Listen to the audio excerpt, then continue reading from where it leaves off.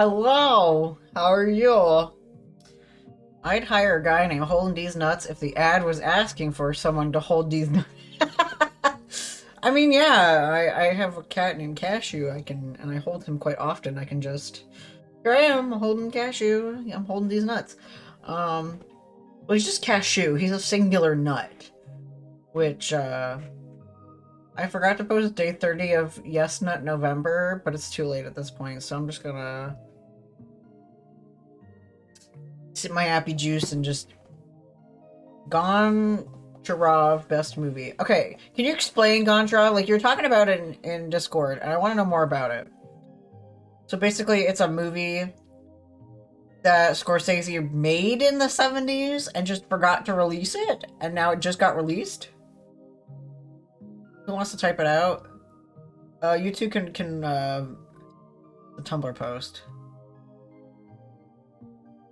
Oh, like, but is it a legitimate thing? Like a legitimate movie? It's not a real movie. Okay. I'm out here believing you. It scared me as a kid, but I can appreciate the nuances I missed as a kid and how the violence is extremely impactful. Okay.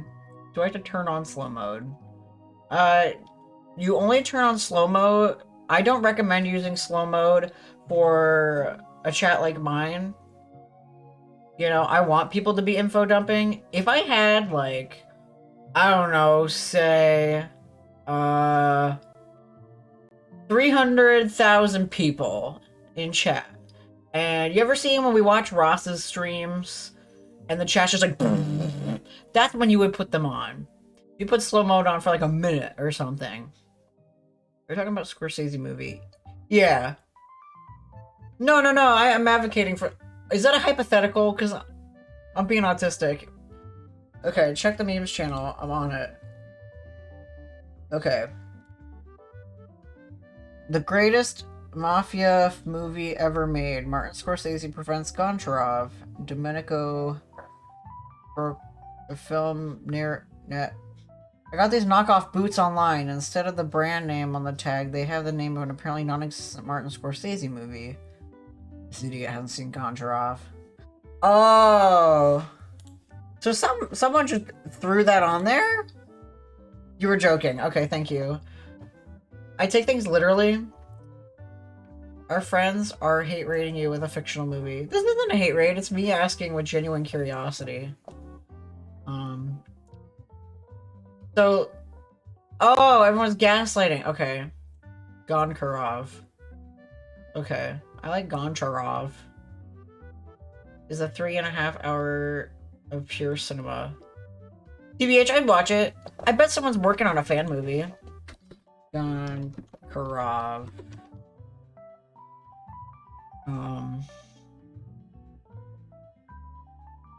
Videos. Let's see. There's an 1.5 hour long explain this YouTube video on the Mary Sue. The official soundtrack? No, you can keep going. This is a space where you can feel safe to info dump. And I asked. I walked into it, so. Scorsese is aware of the meme. He's in on the meme. That was real too when they were talking about it before, so you're not alone there. I just wanted to know. And I love getting updogged. Nana, what was someone you did to me yesterday? That was priceless. Yeah, you can all joke about it, just know... I'm very gullible, yes. Like, if you told me... Let's see. If you told me...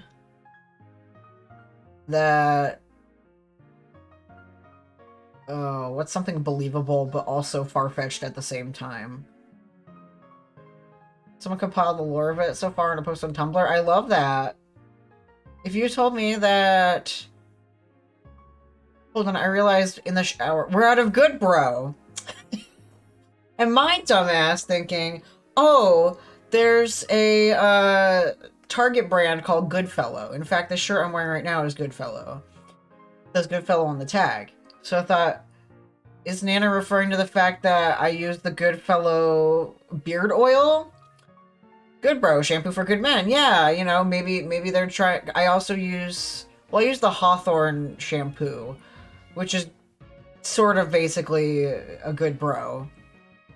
Is that yes? So I asked, "What's good, bro?" But I was like, "What's good, bro?" And they're like, "I don't know. What's good with you, bro?" And I'm just like, I laughed genuinely. My other favorite one to do is Hava. I'll be like, "I like your Hava," and they're like, "What Hava?" I'm like, "Have a nice day." Got him. The point is that it's a fake movie, and it was quite obviously fake due to it being post-World War II movie being 1973 set in Russia. Yes, okay. I was not aware of the timeline. I probably know the timeline, like deep down in my brain, but it's been a long time since I've been to a history class. So if someone could ask Orville to make me a PowerPoint of 60 seconds of each year of 1900 to 2000. Do you think he would do it? Like he has to spend 60 seconds on each year telling me what's in it. That'd be entertaining. Which reminds me of something. We still gotta do a community night where we do a PowerPoint competition. Maybe for next month, because we got the Discord Secret Santa. If you're interested in participating in the Discord Secret Santa, that is the link for that is in the announcements channel. I'll probably pin it in general as well. So, bad news, everyone. What? I have to pee, but I cannot. Cashew! I'm on fire! Help! That didn't work. I mean, I have this cup of apple juice. Oh well. Cashew says, yes, he does. I love him. He's so good. Thank you! Plastic dish sponge. Thank you, plastic dish sponge. I love you and appreciate you. This is the part where I go to the kitchen and grab one of my plastic dish sponges, but... What was I reading? There's a bunch of Gonkarov fanfic on AO3. Nice! Jilly Nice. Pants just resubscribed. Nice! Oh my god. Yes, Nana, check your dang Discord messages. You're funny.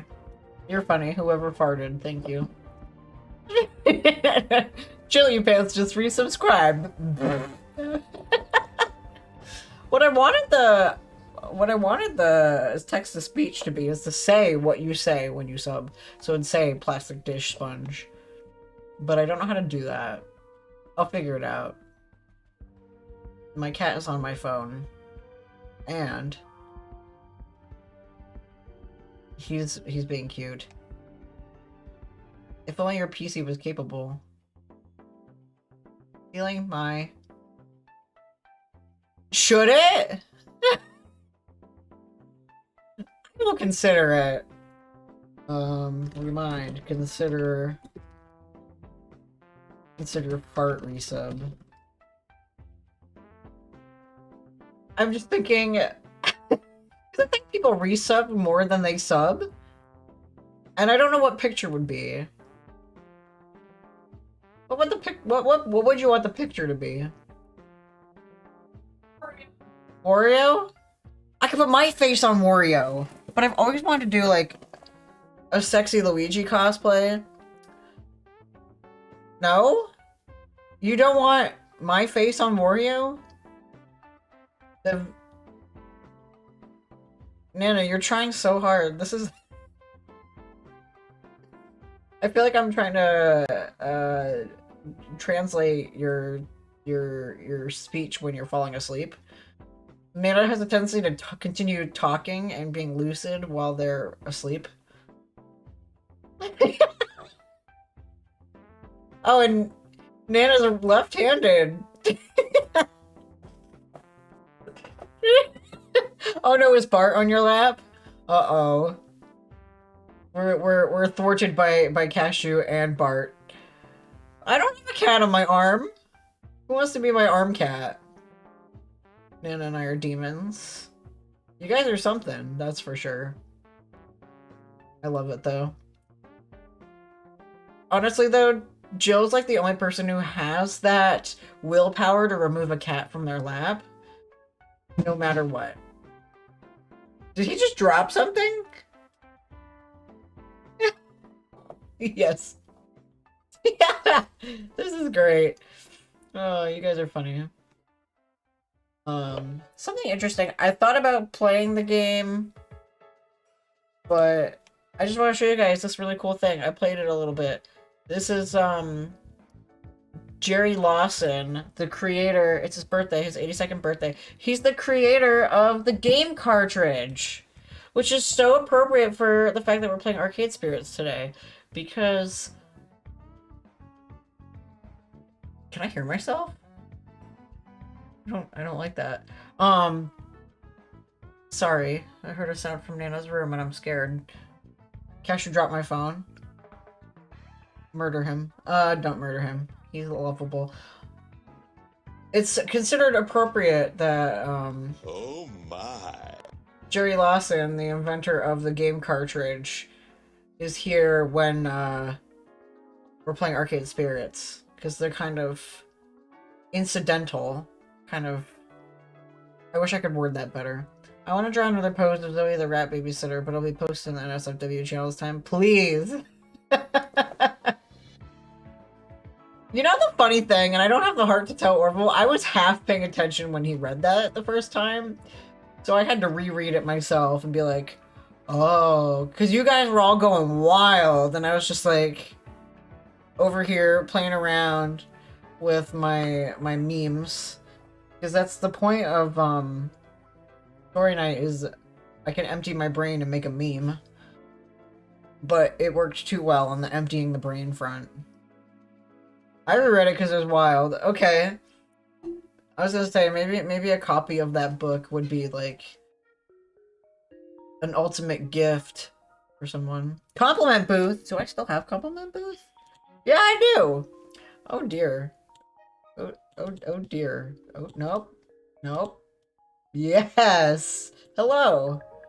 Hello, Renata. Hello, Renata. How are you? I'm not doing that. That'd be annoying. I'm here to compliment you and tell you things about how wonderful of a person you are. Well... Yay! Still have the page on your computer? Nice. I might do an ASMR. I don't know. Do you want me to? I'll do ASMR just for you then. I'm not turning the gain up though. I'll just get really close up on the mic because turning the gain up is really dangerous.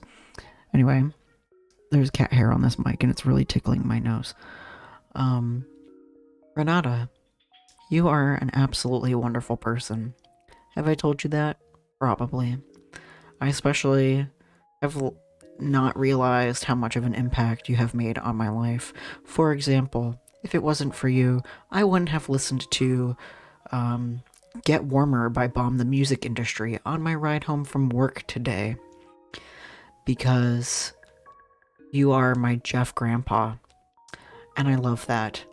If it wasn't for you recommending to Tyler, and Tyler recommending to me to listen to Jeff, who knows? Who knows what would have happened? I probably would be very equally sad or equally happy as I am now. Who knows? That is the world. I'm glad to have met a wonderful person such as yourself in person. I had a lot of fun walking around Whole Foods with you and talking about animal blood with you and talking about trans rights and Ham Taro, Ham Bam Heartbreak and Mother 3. Those are all the fun things that I have discussed with you. And you always make me happy, and I'm excited. And I can't wait to see you absolutely one more time, maybe even 10 more times, or 100 more times.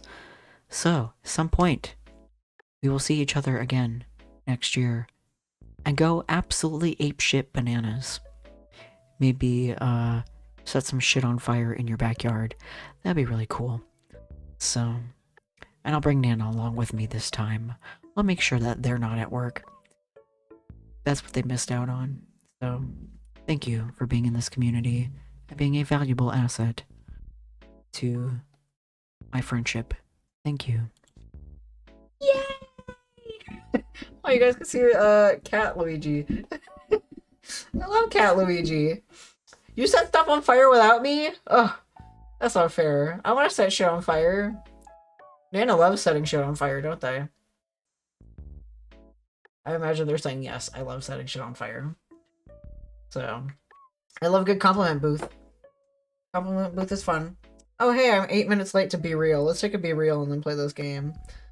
Nana loves setting shit on fire. Whether it's shit as in like potpourri or shit as an actual like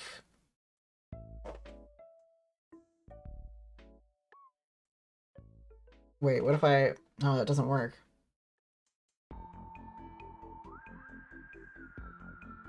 Him stream. Cool.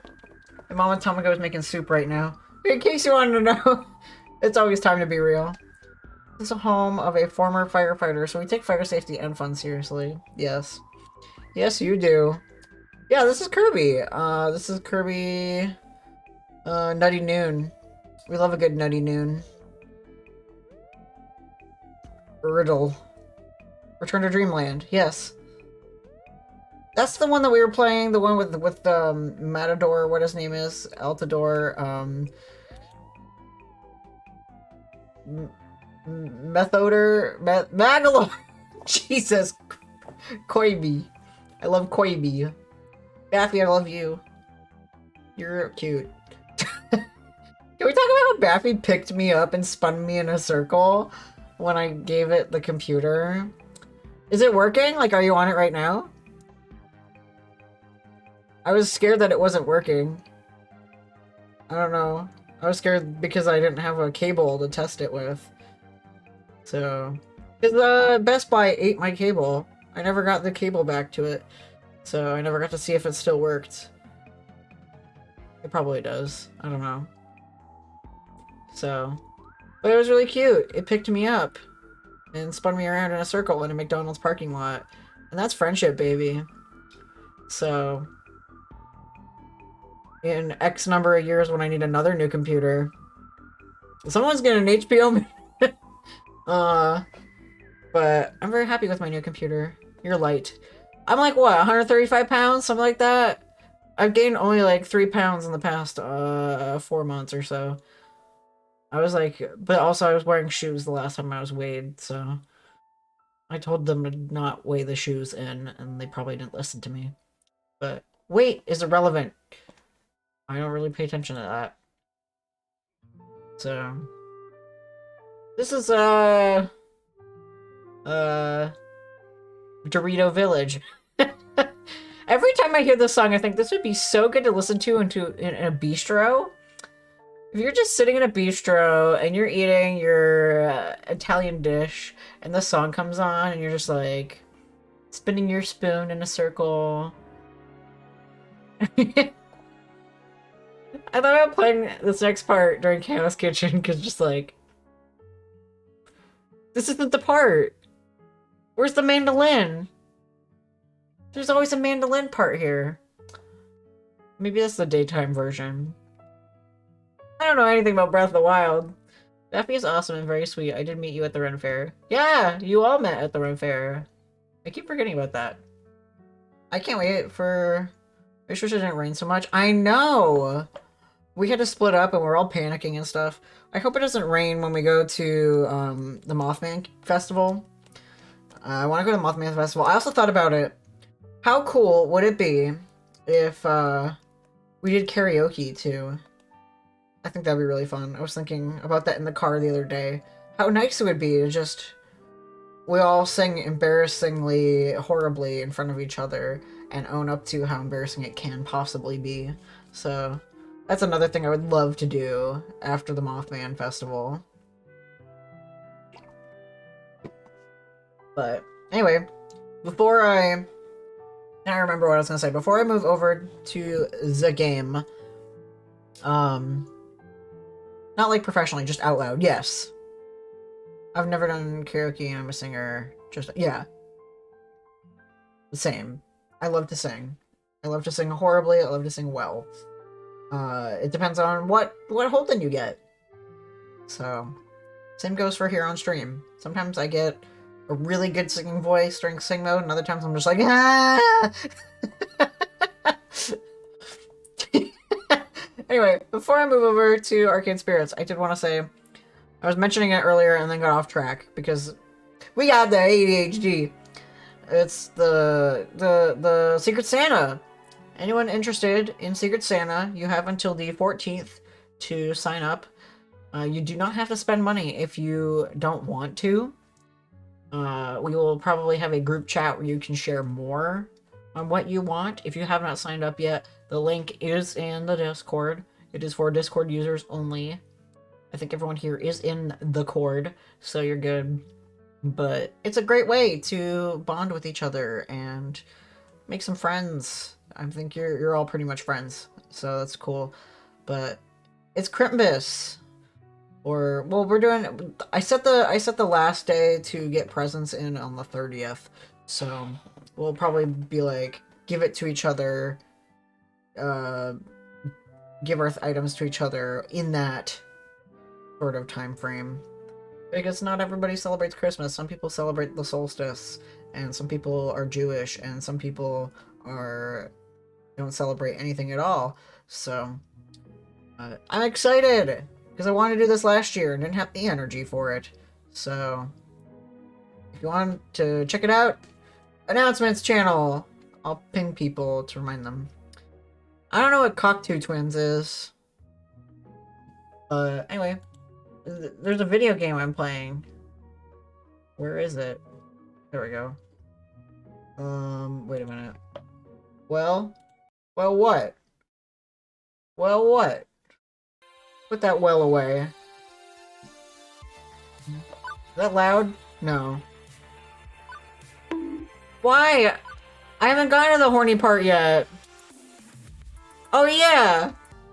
Last week, we went to this games convention.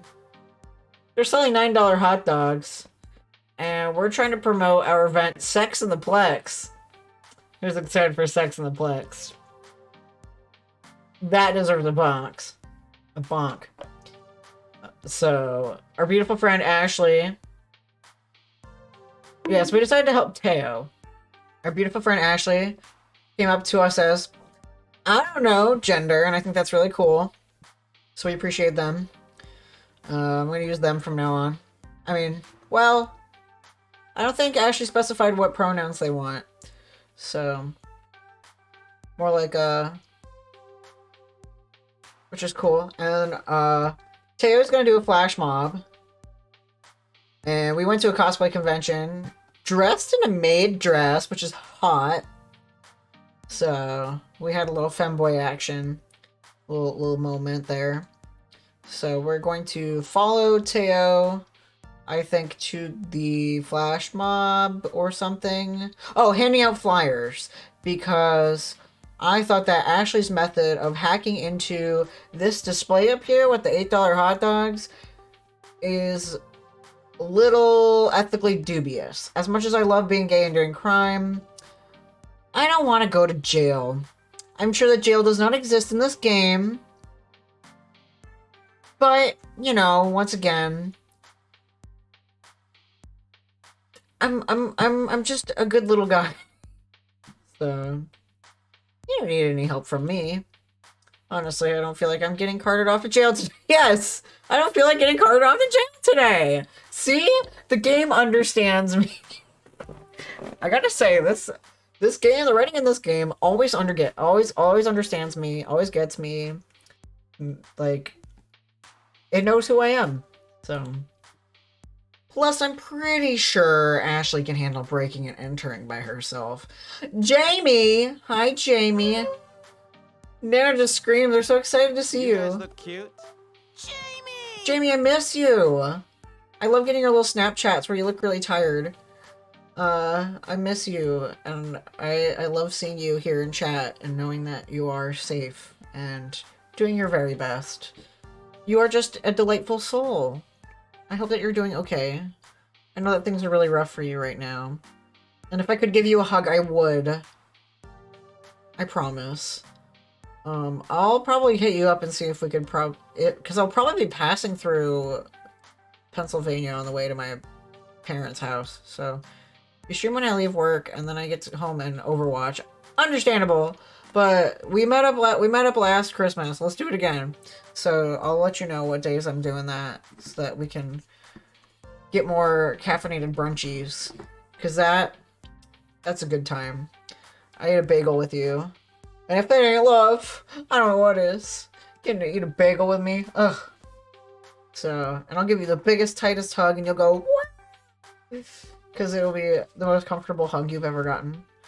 So, Daniel also gives good hugs. Hopefully we get off at the same time, so that, I can drive them to PA, and you two can hug as well. Love a good hug. Alright, so Ashley's gonna break and enter on her own, without my help. And yes, I do realize that sounds wrong, even in my own head. I bet you've seen plenty of heist anime, so much that you can sneak into the Natural History Museum and steal the world's biggest Fabergé egg in the middle of the day. Nana, did Ashley ever PayPal you for, Fabergé eggs? I got like 12 bobby pins holding this wig on. I won't let you down. I know you won't, and please, try to be careful. Ashley smiles widely before prancing off into a crowd of arcade folk. You can stop worrying, Holden. Ashley knows exactly what she's doing. That's why I'm worried. Fair enough. Well, shall we go see a lady about an indie game? We shall. Okay, yeah, something. Oh, right, he's networking with us. That's right. As we left the pop-up and traveled deep into the halls of Max, people kept stopping us to say hello to Teo. We'd be happily on our merry little way and then get interrupted by a random person. Oh man, it's Teo! How are you doing? Great, but we're on our way to meet with someone. Let's catch up later. Cool, laters! And this happened every couple of minutes. Walking through a convention floor was like walking through a field of landmines, where instead of explosions, it was uncomfortable introductions to people I will probably never see again. Sounds like my job. Eventually, Teo leads me back to a section of the arcade games, hidden behind all the major company booths, near where he held his dance flash mob. You still have stuff to give Jamie, you're so right. What they set up here is mostly reminiscent of the rest of Max. Arcade cabinets are closely lined up side by side, making several aisles for gamers to aimlessly wander down. I would have expected to be more used to pushing my way through throngs of crowds by now, but nope. Boy, I sure am thirsty. I don't think I drank water today. Teo and I force our way through the huddled masses of the chittering conversations. As I look around at all the different arcade games that surround us, I notice something's off. There are exactly 0 titles that I actually recognize. No Dig Dug, Gauntlet, nor Street Fighter, not even a hint of a pinball game. I'm starting to get concerned. Teo, where in Max are we? This is the Indie Mega Arcade. Well, originally they called it the Indie Mega Arcade Expo, but then IMAX sued them. The what? That didn't explain anything to me. What are all these weird games? I understand nothing. If you will hush those alluring lips of yours for a second, I'd be more than happy to explain. Did he just really comment on my mouth? Okay, hushing now. Totally and completely hushed. Now, where was I? Ah, yes. Indie Mega Arcade is a huge area of Max that showcases all the new and upcoming indie arcade games. Zaza.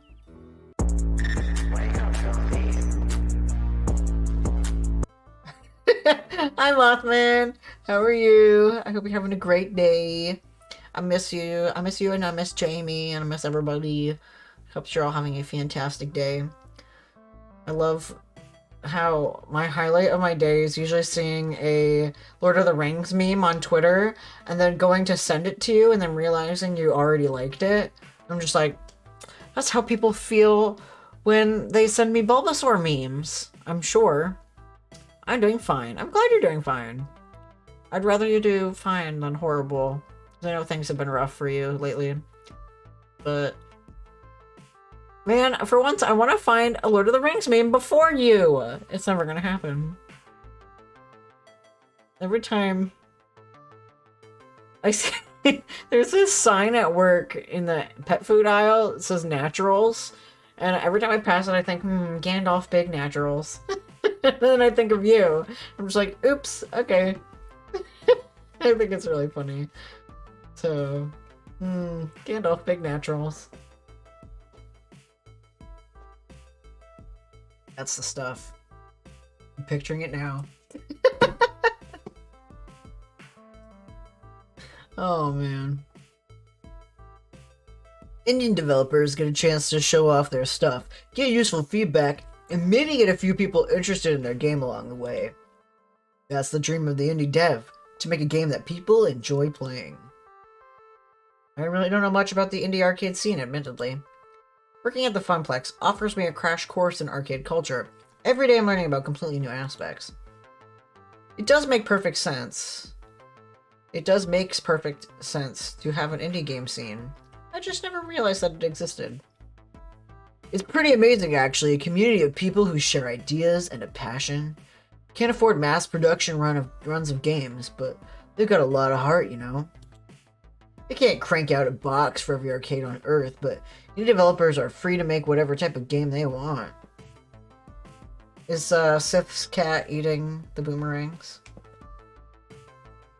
No pressure from a big name company either. Complete and utter creative freedom. Really, anyone can make a game if you put your mind to it. That's true. Anyone can make a game if you put your mind to it. How many of you have ever thought of ideas for games? That's okay, you gotta take care of your cat. Your cat's important. How many of you have ideas for video games that you wanted to make, but then, I don't know. You do have an idea! That was one of the first things we talked about. It was that farm animal one. And that's all I'm saying, because I don't want anyone copying your idea. It's a great idea. I kind of love this guy. Yeah, he's really hot. He's really hot and really passionate. And that's what I love in somebody. Someone hot and passionate. Also, can we have a channel for creative ideas, or is that a thing already? I mean, you can use the writing channel or info dump. Either one. Or Artist Alley, really, like, any creative area. So, I was thinking about making a dream journal channel, but I put that in info dump or, because info dump is so useful, or mental health if it pertains to that. But, I don't know. So, share your creative ideas literally anywhere. Oh, you're working on animating the Ashley Furniture bit? Yes! Iconic! I'm so excited. I'm so excited. I'm like overjoyed. Good practice and it's funny. You're welcome to animate literally any clip. Any single clip. So, but if anybody's had an idea for a video game, I love it. It's great. Anyone can make a game if you put your mind to it. I wish there was a game like Cooking Mama, except it's not timed, so you can take your time, just make soups and stuff. There might be. I don't know. I think, is Cooking Simulator timed? And there's that one that's coming out with the bear, and the bear is shaped like a bottle of honey. I think that one's also a cooking game. Or if it's not, then I'm sorry.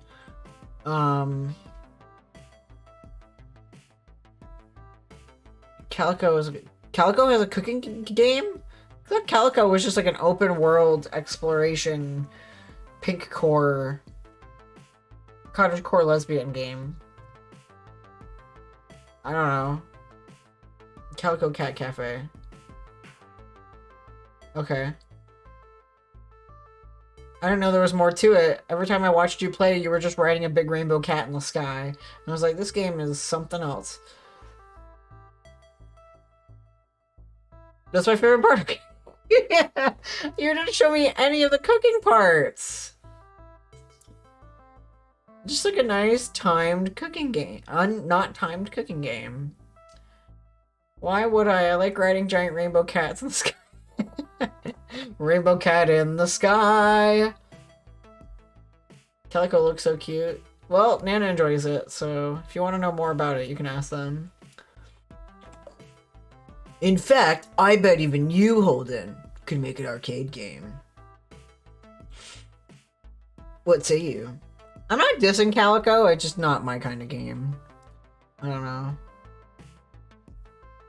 Not responding! Oh, yeah,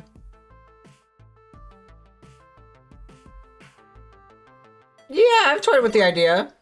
Making my own arcade game is something I remember dreaming about as a child. And recently, it's something I've oft thought about in between exchanging tickets for prizes. Well, hey, who hasn't thought about making their own arcade games? It's totally something I would be interested in. Why not? Oh, tell me more. What kind of game would you make? I would make a romance game, a super cute puzzle game, a roguelike procedurally generated open world twin stick platform with loot boxes. What about a super cute romance puzzle game? There's this one game I almost bought on Switch. I'm still thinking about buying it. It's called Pixel Puzzle Makeout League. And you can date a puzzle piece as one of the characters. And each character is based off a type of puzzle. But it's all like the Picross puzzles that you fill out. Because you're playing as the Picross themed superhero. I think that's really funny. So like, can I go in between these? Just to be cheeky, I'll say romance. I don't exactly know how a romance arcade game would work, but I'm all about creating new genres. I was thinking some sort of game where you can date and romance people. Yes! Also takes place in an arcade. A game about arcade romance in an arcade. Yes! Really the core of the game. We take an in-depth look at all the different aspects of arcade communities and how they function and interact with each other. Yes, a bit slow for a coin-op arcade game, but... So plenty of kissing and touching butts. Oh, okay, you're speaking my language, which is... the language of love. Too easy. I like it. Alright. Well, if you ever get super bored of being an arcade event manager, I can hook you up with all the proper people to launch your second career. What do you mean? Well, I have some friends who make arcade games for a living. Some friends? As soon as I said it, I became overtly aware of the situation. Since we stepped foot into the Indie Mega Arcade, people have been waving and nodding to Teo, not to mention all those people stopping us on the way to get over here. I'd say more than some friends. You're a popular guy. Come on, that's silly. He waves his hand, waving off the very notion that I know to be true. Everyone knows who he is, and I had no idea. Teo's always been such a crowd pleaser at Showtime stage, but I guess his popularity spread to all facets of his life. Dance champion and indie arcade scene champion? Huh. I try to keep my friends' circles pretty separate. Sometimes it's not always perfect and they tend to overlap. You know, like a Max. But hey, it's got upsides. All my friends are here. The biggest downside of Max is just so hard to see everyone. I never get to spend enough time with them, you know? Oh, you missed the entire thing? That's okay. There's an update coming at some point in the next quarter. Basically, we said, I'll repeat for you. Basically, we said that, it's personally not my kind of game. All I've seen from it was Nana, riding a rainbow unicorn, a rainbow cat through the sky. Did not give Cooking Simulator at all to me, because it's kind of open world sandboxy almost. But Nana likes it. I definitely recommend checking out a demo.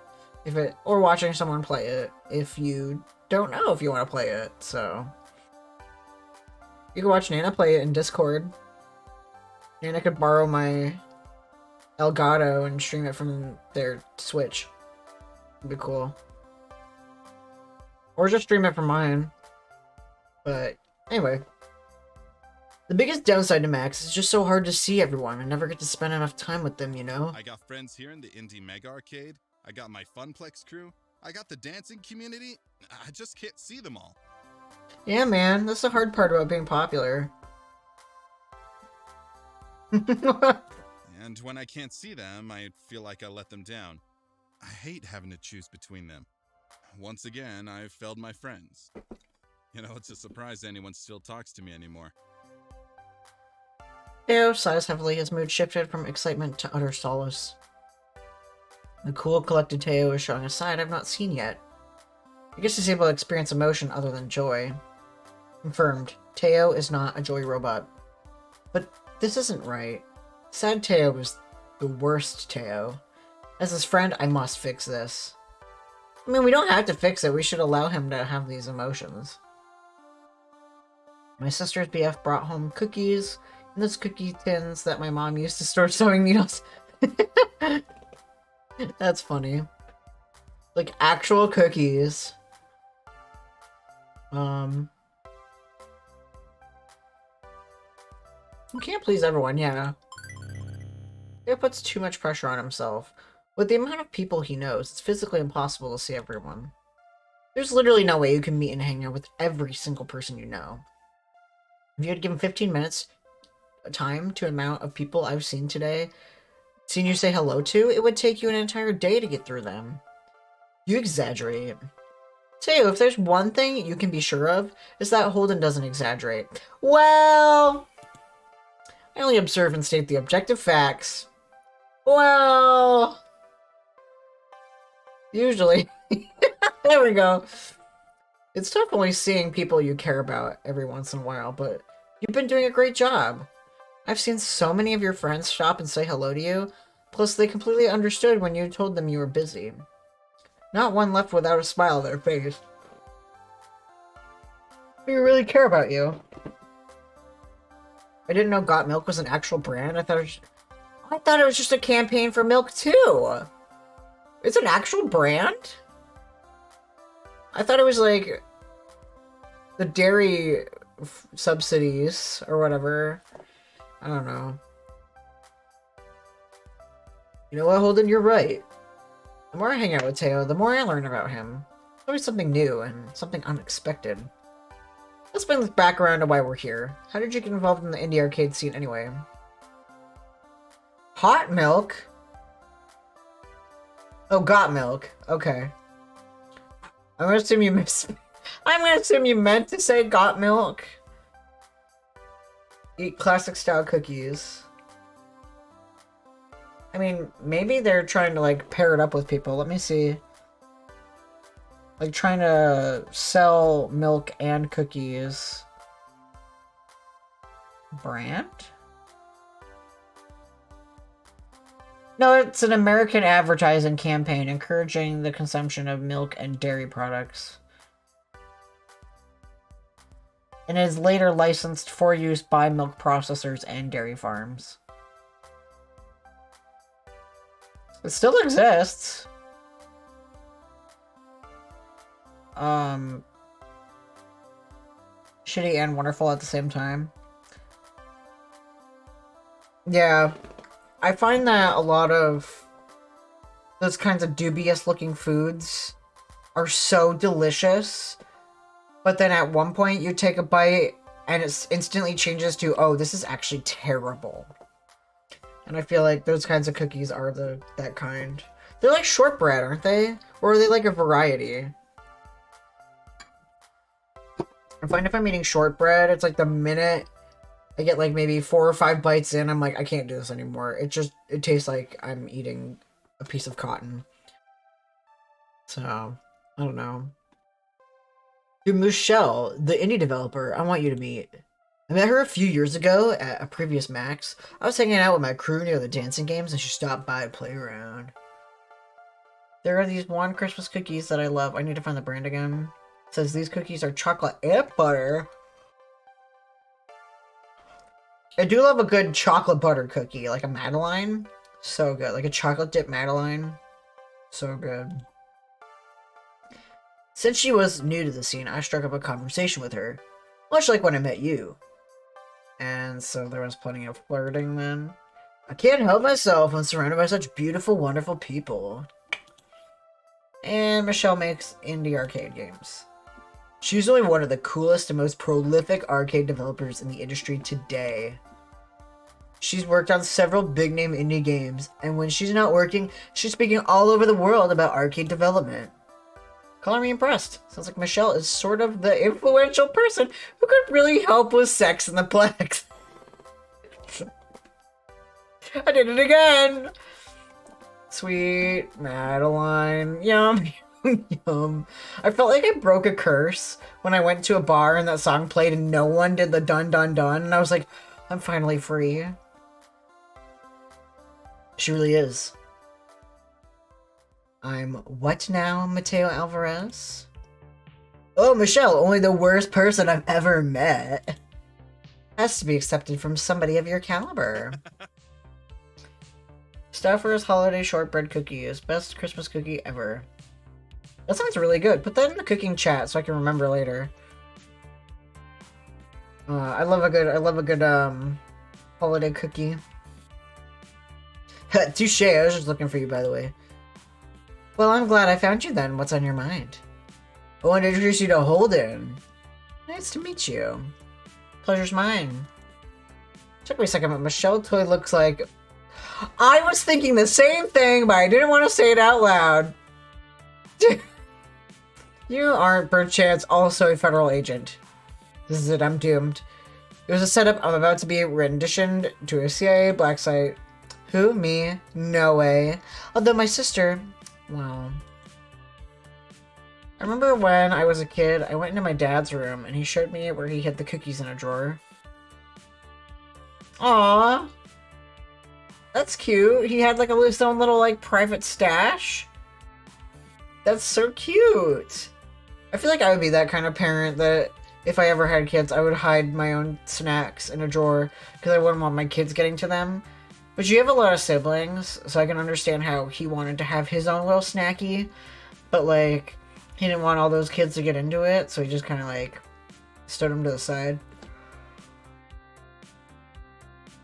That's really cute though. I know my mom always kept a bowl of chocolates in the kitchen. She didn't have to worry about it, because, you know. But it was always nice to just, like, get, like, gummy orange slices, and you have those sometimes. Those are really good. You know what's better, though? Chocolate orange. I love a good chocolate orange. It's that time of year where you can get them, too. But it's good that you have, like, those cute little memories with him. I'd split a chocolate orange with y'all. Yeah, Jamie gets it. My least favorite part is trying to break it.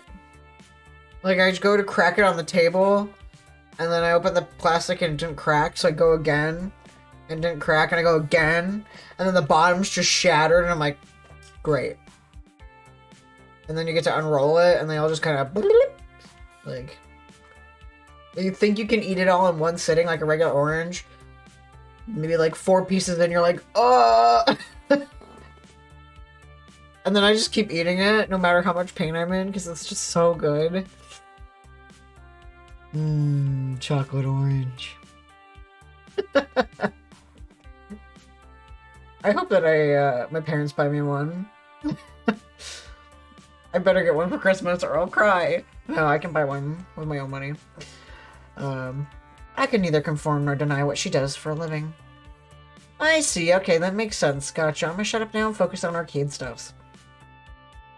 I think what Holden is trying to say is that you seem to have a very confident and authoritative expression.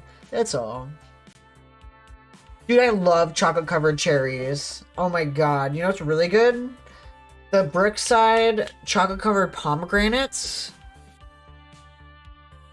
Chocolate-covered roommates. Are you gonna eat me? I'm scared. I think Nana's being evil and is gonna grab the chocolate and smear it all over me. Please don't. I am in legitimate fear. Chaos Kitchen. Putting your roommate in, dunking your roommate in the chocolate fountain. Nana buys a chocolate fountain off Craigslist and puts it in the center of our kitchen and dunks me in it and eats my flesh. It would probably get banned. For legal reasons, this is all a joke. It's not happening. Exclamation point legal. Thank you. I was trying to type it and then the chat kind of squiggled over. I don't know how to get it back to how it was. There we go. Okay. Anyway, for legal reasons, that was a joke. I think what Holden's trying to say is that you seem to have a very confident, authoritative expression, that's all. Yep, that's exactly what I meant. I got it on the note. That's exactly what I meant. Got it on the nose. Thanks, Teo. My brother got these bacon dog treats, and my dog Mia keeps asking for them.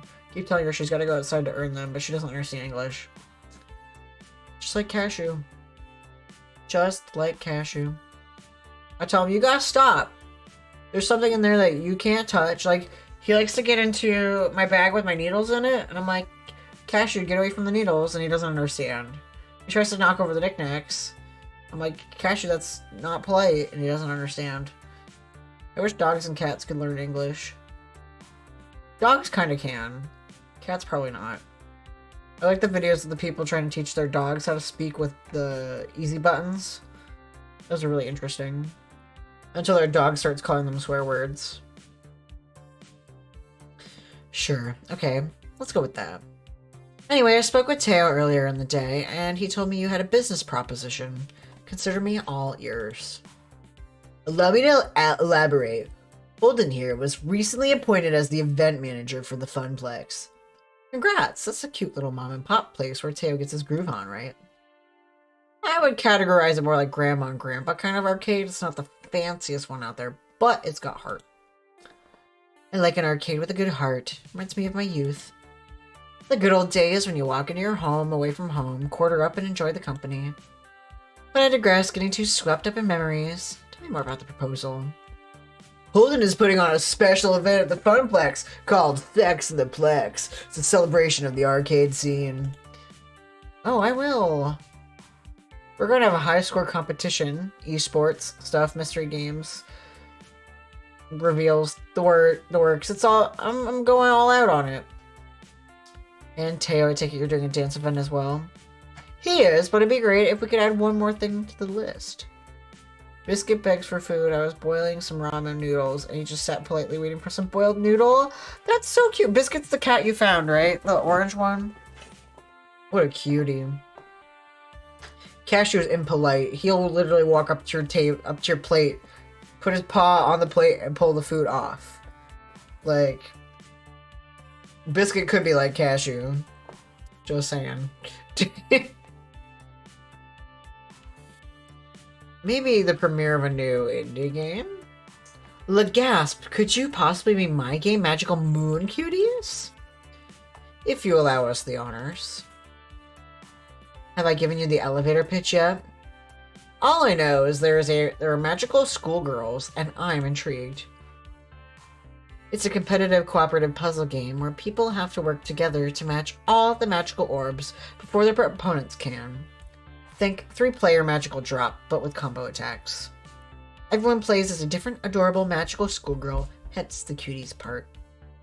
That sounds better than the last time I heard it. Right? I'm pretty excited to share Magical Moon Cuties to the world.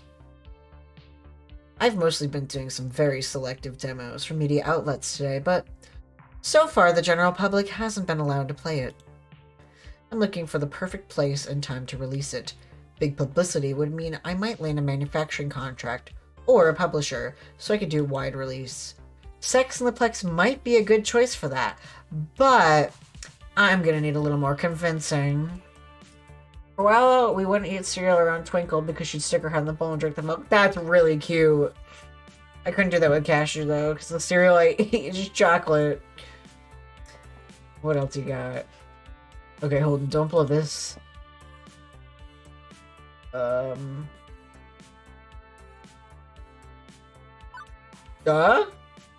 The other ones are just so, like... Ah, yes, here I am, trying to form this connection. I am here forming parasocial relationships and totally not caring about either one of you. Michelle had mentioned earlier she likes an arcade that has heart and soul. I should appeal to that. You aren't going to find an arcade that has more spirit. Hey! We almost have a title than the Funplex. Everyone who frequents there, employees and patrons alike, want nothing more than this event to succeed. This is our chance to show the world our dreams. We've been pouring all of our combined energy into making Sex in the Plex victorious. Teo, myself, all the staff, all the gamers. With magical moon cuties on our side, we can just bring even more heart to this affair. The perfect fit for the kind of friendly atmosphere we want, bringing people together. Boy, you got me right in the feels. Plus, I really want to play magical moon cuties too. Fair enough, I was just sassing you anyway. After I discussed it with Teo, I had already knew I was going to show magical moon cuties at the Funplex. Love that enthusiasm, though. Really? Really, I mean, it's either the Funplex or Deco's Palace, and while Deco is the heavyweight champion of the arcade world, it's not a good fit for my dreams. Great, so it's settled. Think so. I know, Magical Moon Cuties will have its first playable showing at to the public at Sex in the Plex. I'll haul my prototype cabinet over to your arcade the day before, so you can get it set up. I'd appreciate you keeping it hidden until the event, though. Already bought a mystery concealing tarp for our rare game release. Heck, what's one more mystery concealing tarp between friends? This will be an event to remember, and I'm thrilled. I can't wait to share the news with everyone. Do arcade machines run like any game? Could you play MMOs on arcades? I don't know about MMOs, but they do have like competitive. So like one character, she streams a competitive fighting game, and it's like a cabinet with multiple sticks on it, so you can... Yes, they do have those IRL, I guess. I don't know if they're connected to the internet. I really don't know. Okay, look, Nana, I don't frequent arcades often. I've been to an arcade, like, twice this year. I don't think they have any in this universe. Okay. Do they exist in our universe?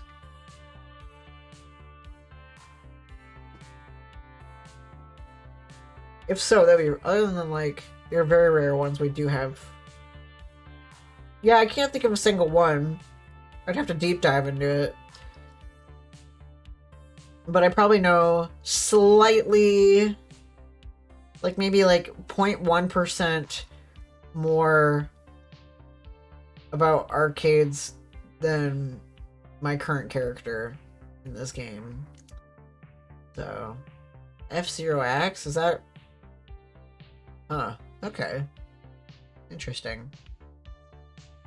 Is that like an online racing game? Huh. This will be an event to remember, and I'm thrilled. I can't wait to share the news with everyone. Well, and thanks for the support. I really appreciate it. Oh, but I really should be thanking you. Sorry to cut this combo off, but Michelle, your next interview is here. It's Mark from Hexagon. That's a reference to Polygon! F-Zero GX, F-Zero AX. GX was for GameCube, AX was for arcades. Oh! G for game, A for arcade. Online release where you could play with people all over the world. Okay. Interesting. And it was on an actual arcade cabinet. That's cool. Mark Hexagon, got it. It's so hard to keep track of all these different media outlets. Well, it's been great. My people will call your people or whatever they do these days. Expect your social media to explode later today. Ta-ta! And in a flash, Michelle wandered back into a crowd of people and her friend leading her into the next interview. Leaving me standing in shock, unable to believe what had happened. A top indie designer premiering at my event? I imagined the adorable smiling faces of anime magical schoolgirls. I could practically hear them cheering me on. I knew everything would be okay. This is my life? Huh? Huh? Oh, nothing, just musing to myself. Out loud, nonetheless. No worries, I do that all the time. Mostly when I'm alone, though. Love it. But overall, that went really well. I'm glad Michelle was really excited to bring her game to the Funplex. Me too. Honestly, I feel like the weight has been lifted off my shoulders. But with Ashley helping me with the hype at the cosplay contest, I feel like Sex in the Plex is gonna be amazing! That's the spirit. I never doubted you for a second. I was about to reply with a totally witty retort about doubting in time. However, we were interrupted by the sounds of a bell chime. The hall will be closing in 30 minutes. It's over already? I was just getting started. I've barely seen anything yet. I could do this for at least another 4 hours. I'm frightened and confused as to how you still have so much energy left, Teo. I'm autistic. It could be his own form of autistic, I don't know. And maybe even myself sometimes. As for me, I was exhausted, allowing yawns to escape my mouth. Well, I'm officially pooped and ready to go home, and probably never leave my house for the next 3 days. I still wanted to squeeze in a couple more games before the halls close. They are going to have to drag you out of the hall once it closes, aren't they? Kicking and screaming. Thanks for your help with Sex in the Plex today. That's what friends are for. And I'm glad to have you as a friend. Ditto. Uh-oh, Teo's a ditto, guys. It's gonna be just like the Detective Pikachu movie. See you back at the arcade, Holden. A very advanced ditto. He actually has eyes. I just want to like Photoshop him, which is like the dots for the eyes and a straight mouth, like a little squiggly mouth. With our pleasantries exchanged, I left Teo to finish the dying seconds of Max to the Indie Mega Arcade. That's funny. Oh my god, there it is! Oh, I'm scared. All in all, a successful day. Beep beep, Holden, you have a new text message. Operation Hot Dog Takedown. Mission complete. Asset extracted and heading home for a leisurely bath and some anime. Huh? She hacked the video signs and snuck away. Look at the screens. Our flyer's airing there.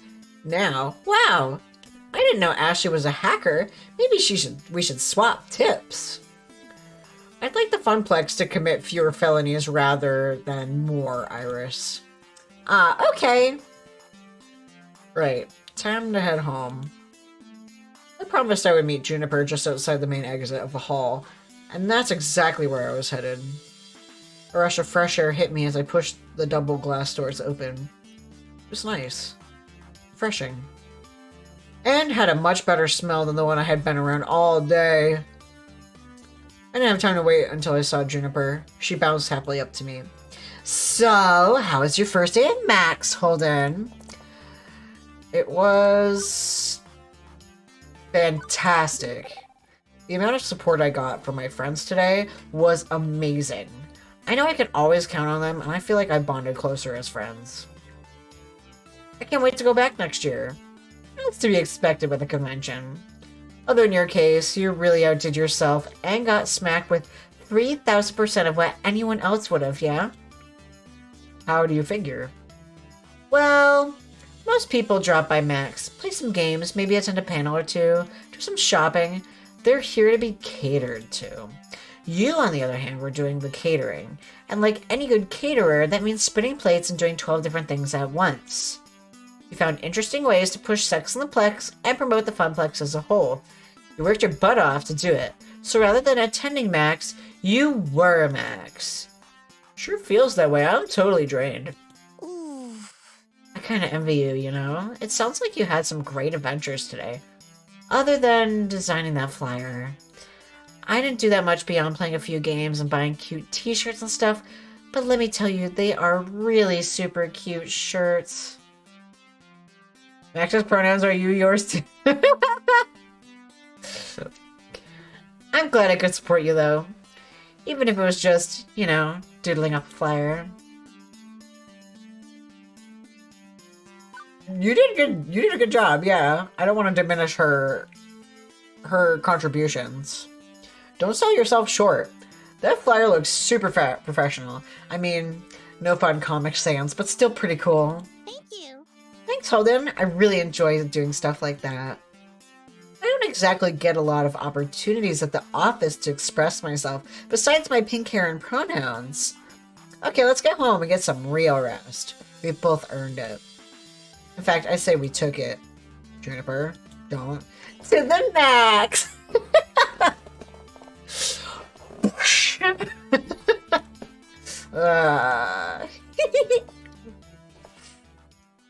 I wish that I could wear short shorts and kitty socks to work like she does. After that moment, the rest of the evening was a blur. I knew that Juniper and I took the train back home, heated up some pizza bagels, and I safely made it to my comfy bed. I think I was still in shock. Beginning of this day, I thought that no one was going to know about Sex in the Plex. We'd be stuck as a relatively unknown mom-and-pop arcade. But now, it seems like the whole world knows, which is great, but also pretty nerve-wracking. I sighed heavily, letting my mixed emotions flow over me. There was no turning back now. What I set in motion will stay in motion. It can only get bigger and better from here. At least that's what I'm going to keep telling myself as I drift asleep.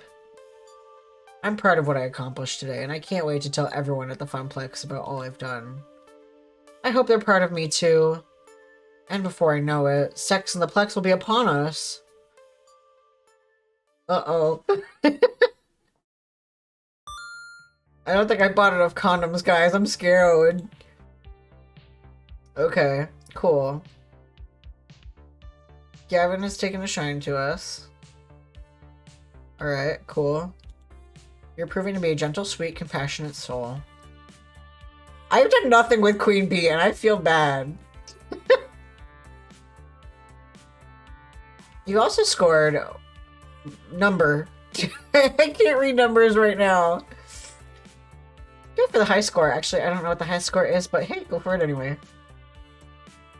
Yes. Okay. Here we go. Episode 4. 4.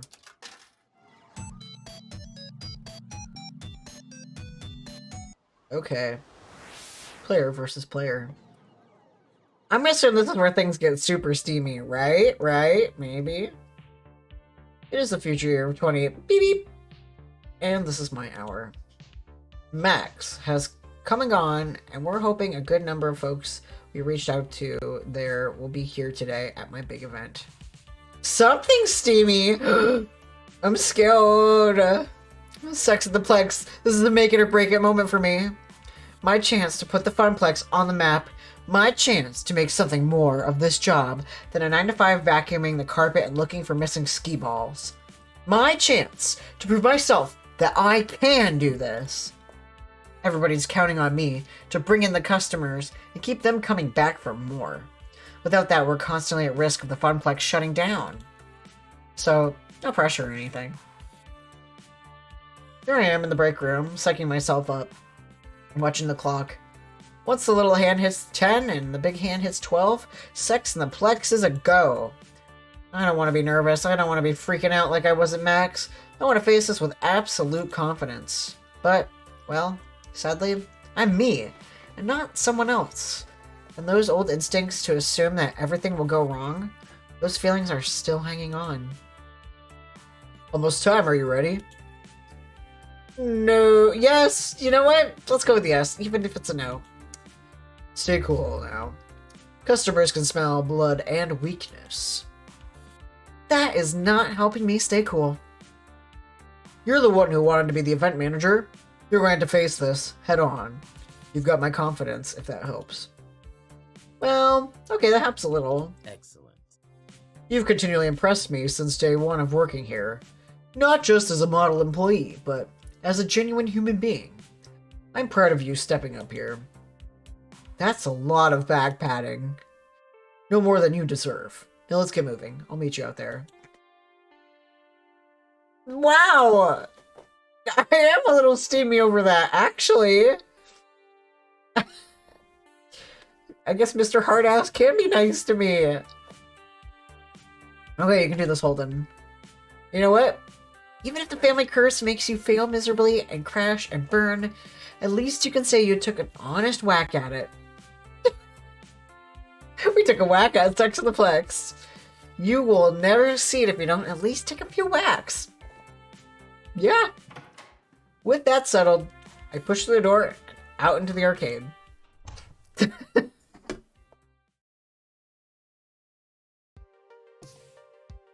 Let's be honest.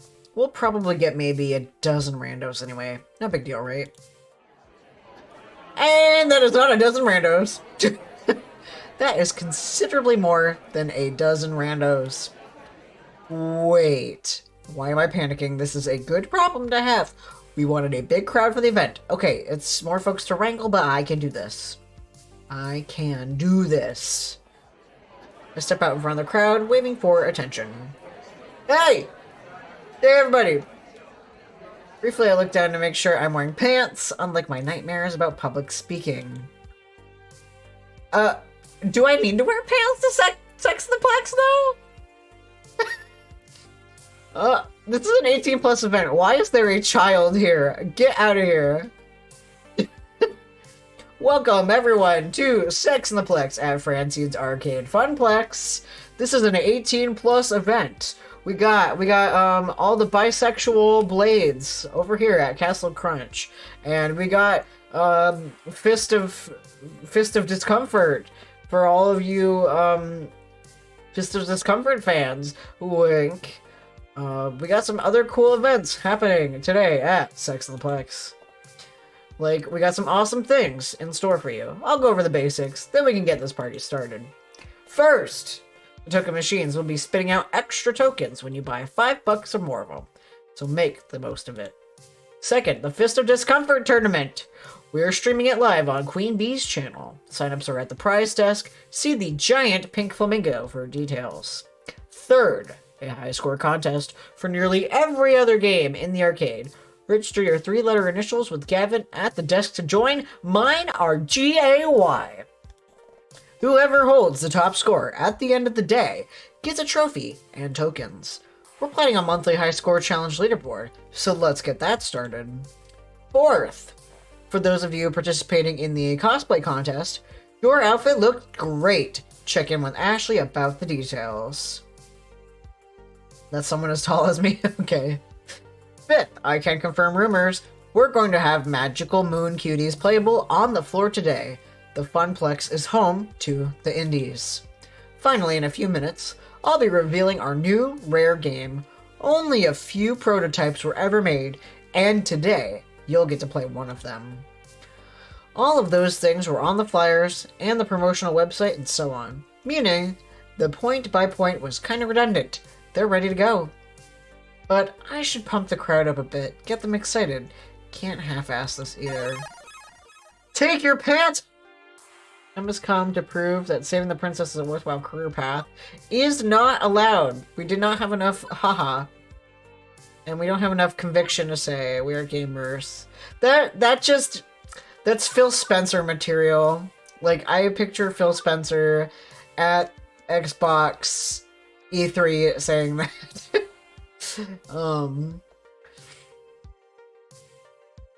Okay, veteran or newbie alike, I hope you all have a lot of fun and make new friends today. What's Ridge Racer? The Funplex is meant to be fun for all. Casual gamer or core gamer, young or old, retro or modern, we want everyone to have a blast. Even if you don't walk away with a trophy, you'll still be walking out of here with memories of time well spent with these great games, and great people you meet today. So anything we can do to make sure you're having fun, you let us know, and we hope you can come back to the Funplex again to recapture the magic moments you'll experience today. On behalf of the Funplex, thank you for joining us at Sex in the Plex. Now let's get gaming! Yeah. Right. Okay. Now it's time to reveal our new rare game and get the show underway. Gavin and Naomi wheel the tarp-covered game out of the back room. Excitement builds in the crowd, as if it's pushed into place. My friends, I give you Wyvern Keep! A rare Laserdisc-based game where you're a daring princess rescuing a prince from the clutches of an evil lizard. And the crowd goes mild? I thought Laserdisc games played like crap. Isn't that why they stopped making them? They're not all bad. They can be kitschy nostalgia at least. Could be fun. Maybe I'll give it a shot after I'm out of the FOD tourney pools. Not the outburst of joy I'd hoped for. But I thought this game was really sought after by collectors and stuff. That's different than being popular. I suppose. I wouldn't worry though, today's crowd is fairly hardcore. Once more casual players are wowed by the animation, it should pay for itself. Didn't Holden kind of get it for free? My point stands. I'm about ready to give up on this thing for now and move to the other things, when I spot something out of the corner of my eye. Very hesitantly. A young girl approaches, eyes full of wonder, at the cartoon playing before her of a daring princess. Look at her, she's so cute! Oh wait, this is an 18 plus event! Oops! And, what's wrong with me? What? This is the second time you call the kid cute? Fear. I feel fear. I don't know.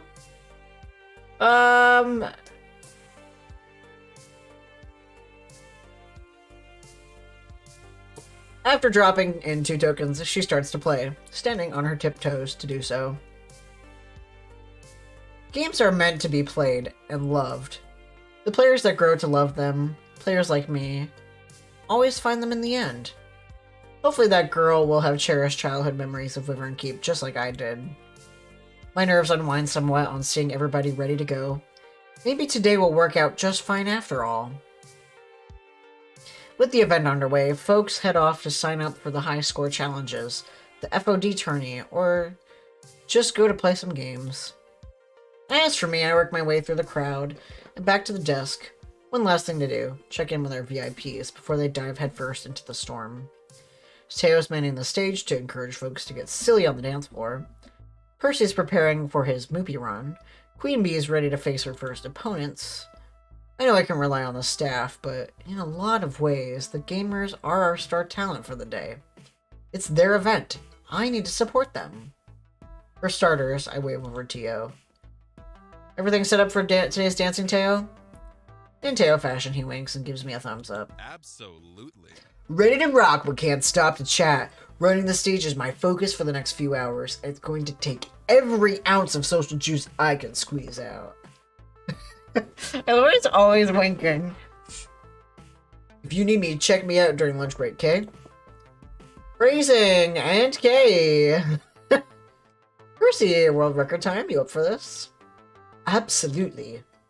Whoa, okay, he definitely looks focused today. Not his usual soft, smiling self. Naomi set a little camera to record the whole thing. When I set the record, I'll submit it as the new high score to defeat. The culmination of years of effort, all coming to a head. The pressure's well and truly on, isn't it? I can always try another day, yes, but this isn't for me. I mean, it never was for me, but today it's also for you. For the Funplex, you mean? For you. This event is more than a way to put the Funplex on the map. It's like your own personal high score attempt.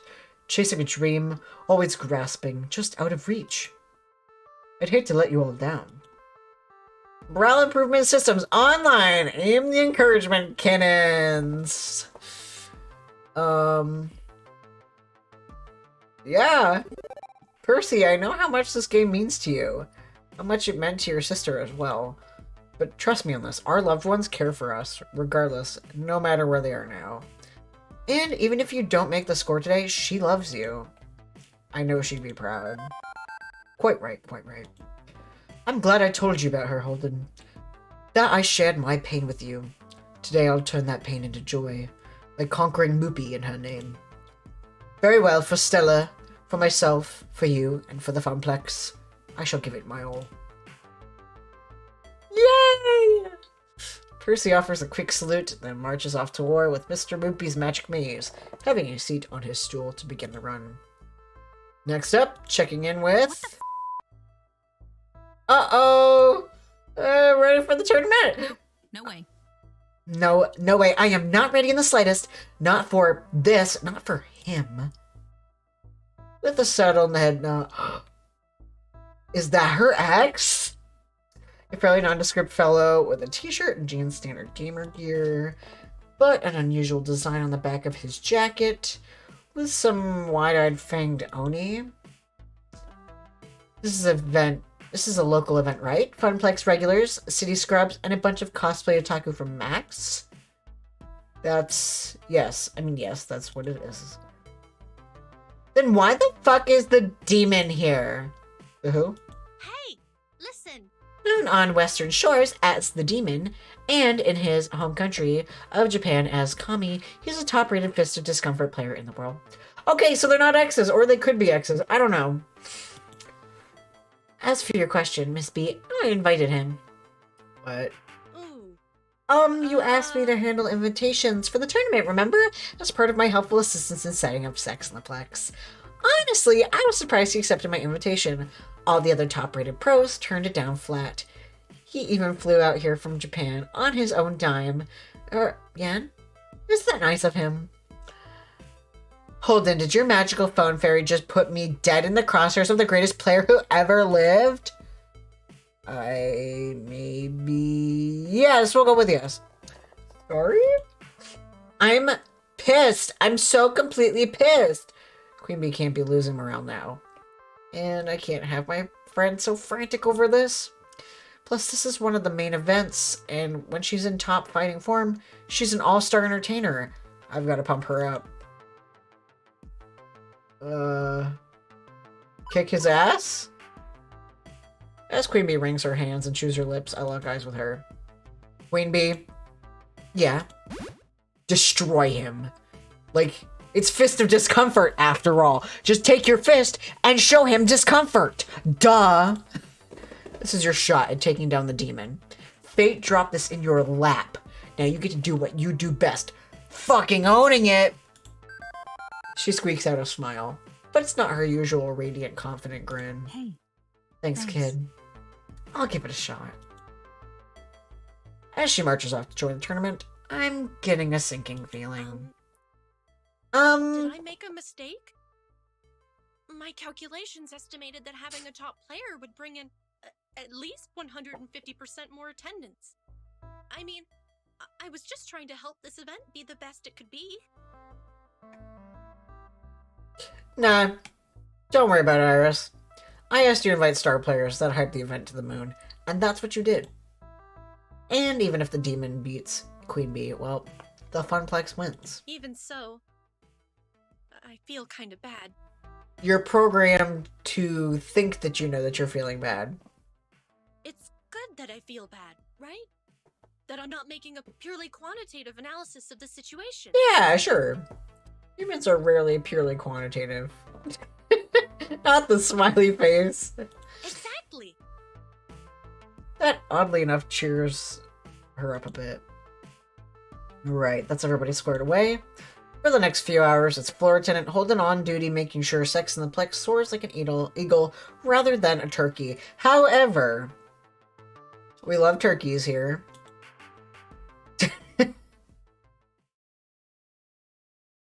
Alright.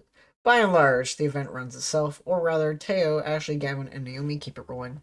My job is to troubleshoot. And boy howdy, is there trouble to shoot. I should save. There might be crime. Yes, please. Okay. Now 1 hour in and we got problems.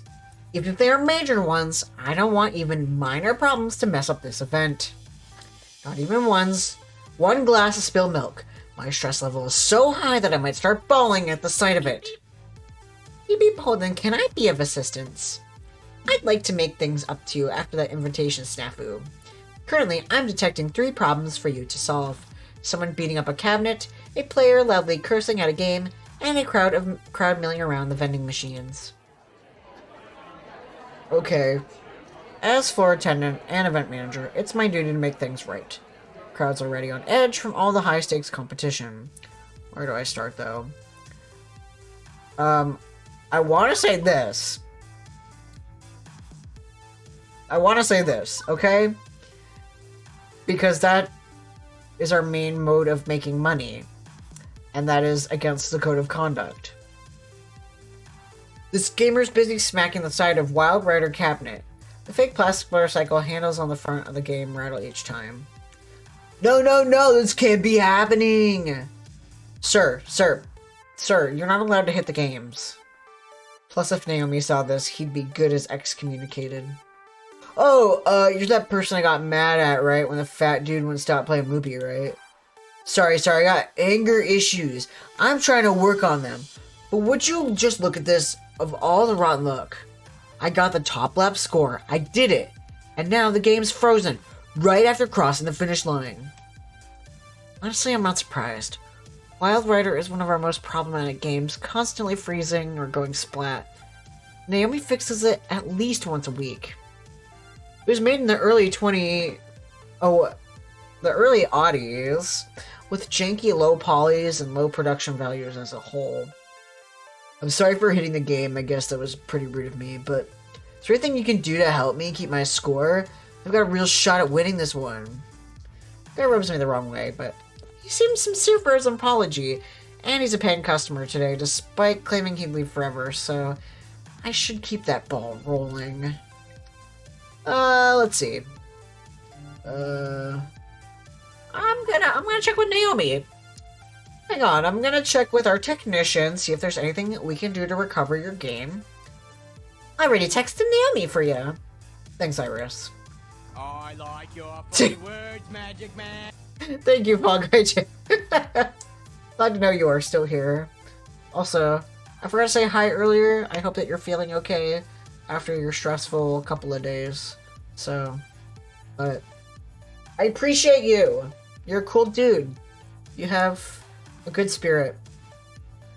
Probably a good spirit in an arcade, if you have been to an arcade recently. Slept all day? God, ain't that the dream. Naomi comes charging out of her workshop, looking perturbed. Ugh. Wild Rider again. She quickly slips around behind the game, popping open the back panel. She uses her phone's flashlight to poke through the works. These early 3D games are such a pain. If it were a pure retro game, or even a pure modern one, it'd be way more reliable. Okay, I think I see the problem. 1 second. And like that, the virtual motorcycle unfreezes, confetti and cheers surrounding from the game as it properly registers the lap time. All done. Call me if it breaks again. Bye. Oh man, she did it. My score's saved. Hallelujah. I owe you. Seriously, I'm taking home that Wild Rider trophy. Another happy customer. But I should keep an eye on that game in case it falls apart again. Flood that bladder. Nana, did you ever go to the bathroom? You said cashier was on your lap. Or did you forget that you had to pee? I'm scared that they forgot to pee. I forgot to go to the bathroom, but I will drink... I almost thought you said you will drink the pee. Also, Jay, thank you for the 5 bits. You're too nice. I will not drink the pee. Yes, you heard it here, folks.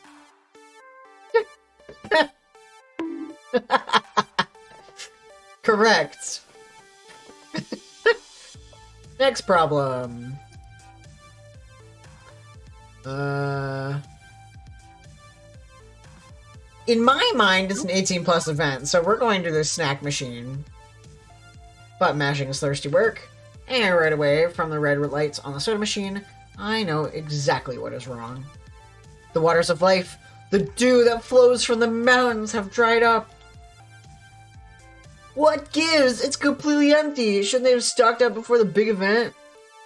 We did stock up, they just drank it all faster than expected. And there's no more in the back to replace it.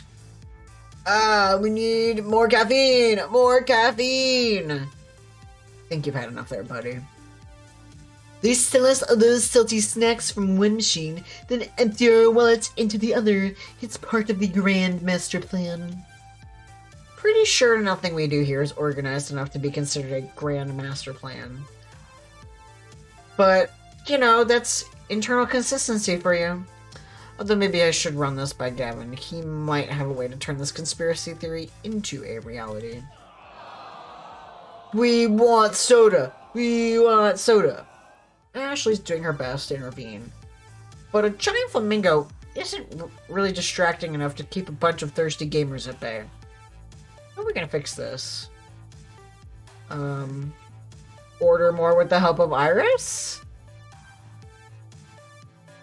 Logistical problem? Feels like a job for Iris at your service. Orville! Hello, Orville. Let's see. Nana's currently drinking their own piss. No, no, they're not. I'm kidding.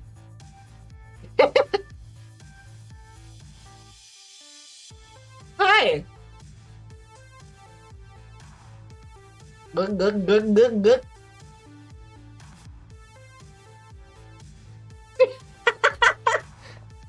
They just made some intense eye contact with me. We talked about a lot of stuff. Frankly, I don't remember. We finished the expo and now we're at Sex on the Plex, the event that I'm putting together. We talked about we talked about how much we love Jamie. Oh, we talked about wanting to do karaoke. I think when we do BulbaCon next year, we'll do karaoke. After the Mothman Festival. We talked about the Secret Santa. If anyone needs a refresh on Secret Santa, I'll let you guys know. But you have until the 14th to sign up. You guys look cute. Jamie! I love Jamie. She makes me smile. She's great. I've been here the whole time. Yeah! Holden doesn't pay attention during story nights. Ren and I had prepubescent awakenings because of Zoe, despite the fact that we're both older than 30. Holden doesn't know how arcades work. I do pay attention during story night. I pay attention for like the first 50 minutes and then ADHD. Yeah, we talked about karaoke and the Mothman Festival. We talked about the Christmas, the Secret Santa. What else? Just regular gamer stuff, you know. I've been to an arcade maybe like 6 times? 7 times? Something like that. 6 or 7 times. And not enough to remember. Except for when I went to the Garcade in Milwaukee. That was really cool. Are there any arcades here in Albany? I'm checking it out. Let's see. Probably just Dave & Buster's. What?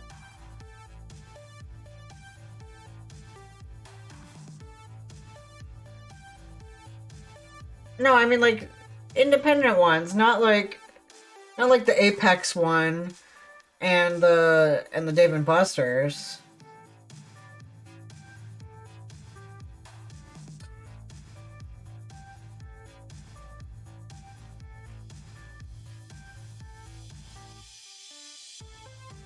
That's not an arcade. That's a barcade. And that's not video games. That's shuffleboards. I don't want to go there. Yeah, just Apex and Dave & Buster's. What's this? They're all places that you can just get drunk. The Steamed Hams arcade. The Boardwalk one? Boardwalk? What do you mean by Boardwalk one? Oh yeah, the ones up at Lake George, but that's like an hour away. Hi, Katie. Here. Come say hi. Come say hi to Uncle Orville. I have a cat. In the mall? No. By the pier? I don't know what you're talking about. Here, Cashew.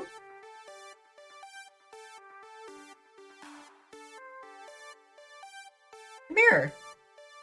Stop staring at me. He ran away. It's like a regular old... Oh, okay. I didn't know. We'll have to check it out. Spend all of our money at the arcade. I want to go. That'd be fun. We need soda. Pronto. Giant alien plushie. I love the giant alien plushies. I'll feel just like Peridot from Steven Universe. I love Peridot. Yeah, because when we went to Dave & Buster's, I got this little guy. And I love him. He's great. And I put all my shortcuts for OBS on it, and it's covered in cat hair.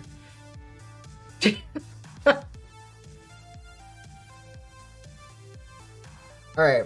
We need soda. Pronto.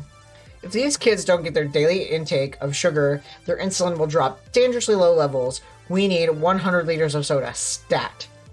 Yes, Dr. Holden. I'll order up a dozen boxes right away. I need that life-saving fluid now, Nurse Iris. Even with free 2-day shipping, I don't think they'd get here soon enough. I already got it covered, Holden. And soon, even over the din of the crowd, I can hear a distant buzzing sound drawing closer and closer. Through the front window of the Funplex, I see a squadron of flying delivery drones, each bearing a single case of soda. Girl, you okay? What were you doing? At the Pure Arcade. Okay, we can check it out. That'd be fun. The phalanx of quadcopter rotors carefully descends, stacking the boxes perfectly, before disengaging cargo clamps and soaring off into the city skyline. Wow. I love the smell of soft drinks in the morning. Smells like victory. On seeing the arrival of drinks, the crowd cheers. A few of the friendlier sorts help me carry the cases in for the drink-craving gamers to feast upon. Thanks a bundle, Iris. You're one step ahead as always. You didn't hijack those drones or steal that soda, right? Relax, I'm trying to be super ethical today. I charged it to the Fineplex's account, like any soda delivery. The shipping's going to cost a lot, though. Fair enough. Now, what next? Wait a second. As I loop back around to the center of the room, I can't help but notice two things. First, she's looking oddly irate, and Queen Bee is missing. My instinct says I should tend to our VIPs first and foremost. I don't think I can cover both of them in time, but I could help out at least one of them. Even if it leaves the last of those crowd problems twisting in the wind. I don't know. This is triage. Where should I focus? Percy! The crowd around Percy is decent, but not the mob scenes we're seeing around Fist of Discomfort or snack machines. Mostly curious onlookers watching Percy as he loses the game? I don't think I've even seen a game over screen for Mr. Moopy's Magic Maze. Percy gives the joystick an angry smack before quickly pumping in another token and starting again. For that matter, I've never seen Percy actually angry, even with his runs aren't going great. He's just so chill about it. Oh, for sake. Percy! Another first, hearing Percy swear. Gotta step in. He needs some team support. Hey. Hey, Percy. Remember to breathe in. Out. In. Out. You can do this. You've done this before. Dozens of times before. He closes his eyes for a moment as the screen refreshes between two mazes. Exactly. I've done this dozens of times before. Hundreds of times. So why am I actually losing? 'Cause anxiety? The stakes? Blast it! I keep making stupid mistakes. Losing lives at an unacceptable rate. I should be building up a stock. A safety buffer for bad RNG manipulation runs or for taking quick breaks. Instead, I'm barely keeping my head above water. What? Truthfully, this is my second game over today. I mean, it's okay. If this was some glitzy showpiece run at Deco's Palace with the big names in retro score chasing play, I'd probably have shut down the whole show by now to save face. It's early in the morning. You can afford a few mistakes, right? Possibly. Possibly not. A 3.5 million world record run would take hours. I'm not sure there's enough hours left in the event, even if I was at peak performance. Bloody hell. This isn't me. I should be better than this. I have to be better than this. Oh, bugger it. From earlier, it's clear he felt that achieving his dream alongside mine was important to him. And there's the not-so-small matter of doing it in honor of his sister. Honor? He's supposed to be British. First things first, he needs to stop for now and calm down. Playing angrily clearly isn't working. What can I do to help here? Put a hand on his shoulder. Really lightly, I rest one hand on his shoulder, but my voice is firm, even if my touch is gentle. I think you need to step away for a minute. Find a minute for a breather. You only just started a new game. Surely a few minutes won't make or break things. Quite right. He steps away from the game and the crowd to take a breather. There's no point in throwing away games. I need to refocus myself. Quite right as always, love. He called me love! Oh, I'm so weak. Alright, step 2. As much as it may hurt him to admit it, he needs to accept the possibility that today just isn't the day. I've worked here long enough to know Percy's heart. He only finds peace in the game when he's at peace with himself. This pressure is too much to succeed.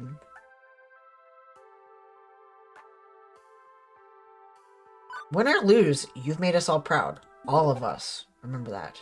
Percy, listen. Please. Win or lose, we're proud of you. I'm proud of you. Your friends are proud of you. You know what? You know that Stella's proud of you too. Didn't you already give me this speech earlier?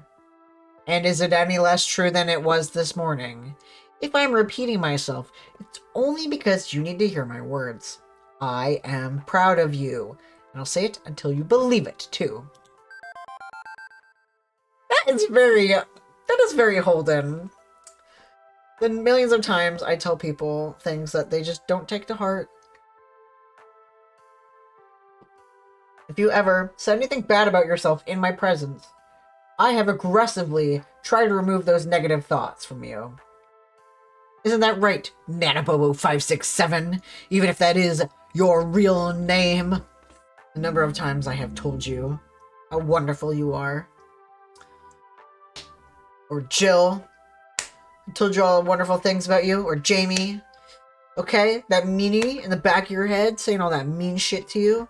I'll tell you 1,000 times until you start to believe it. Because it's true. And I've got my compliment booth. I'm good. I've been thoroughly reminded that I am loved. See? That's why I didn't even mention you. Because you got it. You got that ironclad confidence that I wish I had. I know that you have your hard times and everything. In my experience, you have been very receptive of compliments. I feel like I seem to attract people who are just like me, that everybody kind of hates being complimented as much as I hate being complimented. I think that's one of the reasons why I put the compliment booth there, because I prefer to give a compliment than receive one. That preferentially, if you're going to give me a compliment, it should be a little constructive. Be like, you are doing an amazing job. You are improving at this thing. And I could see you doing this to improve even more. You know, like, I love a good constructive criticism. That is also a compliment. Got much better at it, especially since my roomie's partner is literally always complimenting Sab and I, and we're returning the favor to all our friends, too. Yeah, like, that's super hard to get used to. Like, I don't think I remember being complimented a lot as a kid, and it shows. Like, it was never direct compliments. I don't mind compliments if they're sincere. I have fairly severe self-esteem issues. I mean, understandable. A lot of people, like I said, a lot of people that I attract in this community are people who have self-esteem problems. You know, we're all kith and kin, you know, that kind of thing. So it's just like, I have a hard time receiving compliments. You try to compliment Nana, they'll probably pass away. It's like a hide their face. You know, I compliment Jamie and she's just like, ooh, you know, covers her face. And I love her very, very much, but when I say something, it's because I mean it, you know? You radiate the energy of a very sweet and thoughtful and fun person. Exactly, that's the best way to say it, because he is thoughtful and fun and sweet. And he also gives good hugs, and he makes me laugh. And Orville, you make me laugh. This is a free one. You make really good voices. Your voice acting is perfect. You know, you always have such a dedication to the people that you call your friends. You have a really infectious laugh. My favorite sound in the whole world is laughter. And when you get laughing so hard it's uncontrollable, my heart soars to the moon. I'm like, this is great. This is absolutely great. I love when you're laughing and everything. I love, like I said, how dedicated you are to, and all the energy you put into this community. You know, being like one of the early OGs and always putting in all the effort. We've been doing story night for over a year now. I don't know what the exact date is, but I got the OneNote email saying, look at your files on this day. And it said 1 year ago was some specific early...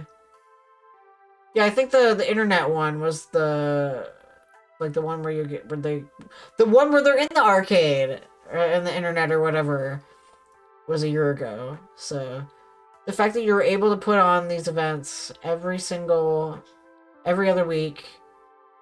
Peach Pit. Yeah, Peach Pit was a year ago. Dude, Peach Pit was a year ago. The one before that with purple peanut butter.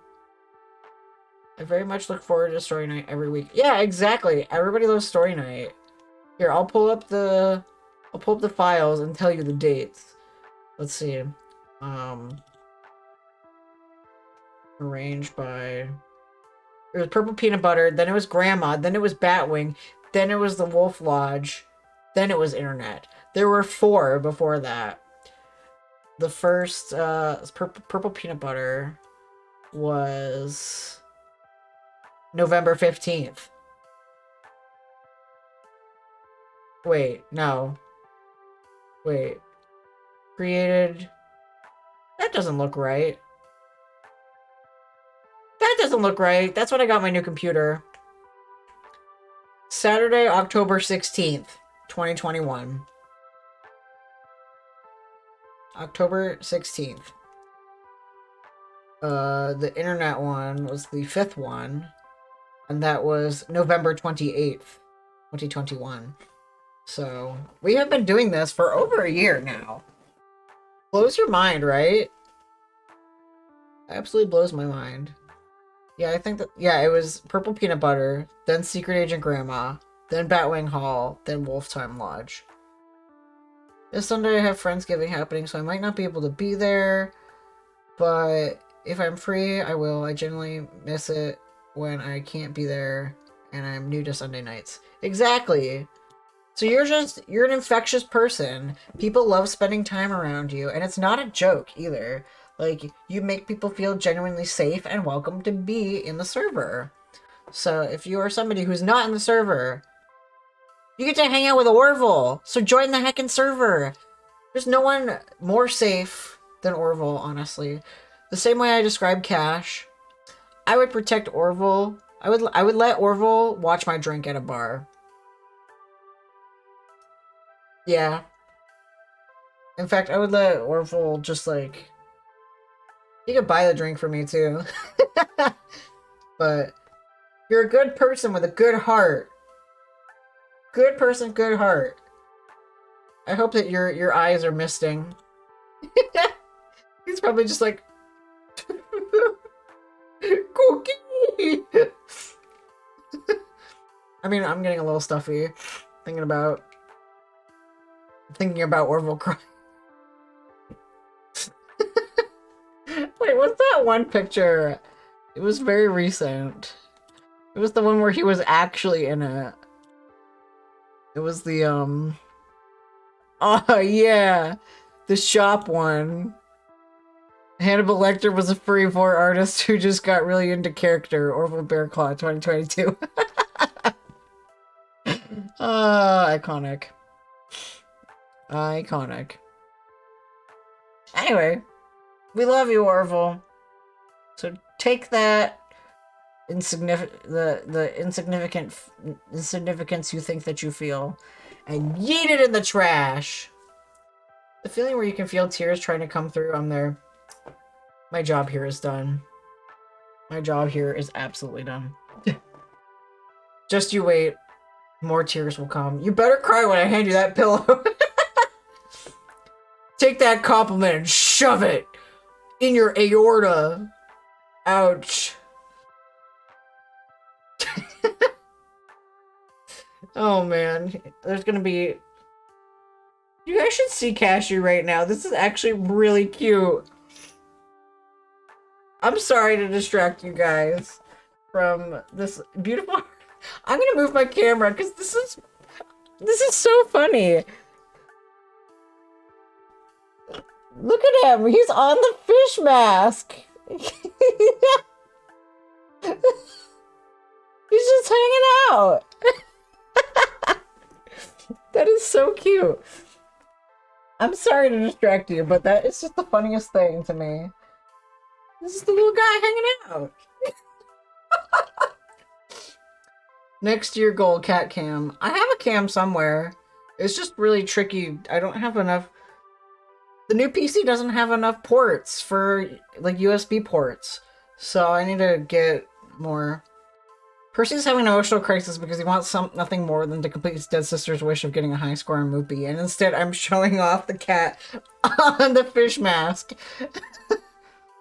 You're not missing Give Yourself Goosebumps. You're missing our first true Choose Your Own Adventure as a birthday present to Shrapnel. And we'll see if you're potentially dodging a bullet. Yeah, you'll get the meme, that's for sure. So, but yes, we're helping a trauma dumping, hot, rich British man here, and I should continue to help him, but this is so cute. I'm gonna snap a pic for later. Hey, little buddy. Okay, ignore me. Anyway, let me take a sippy.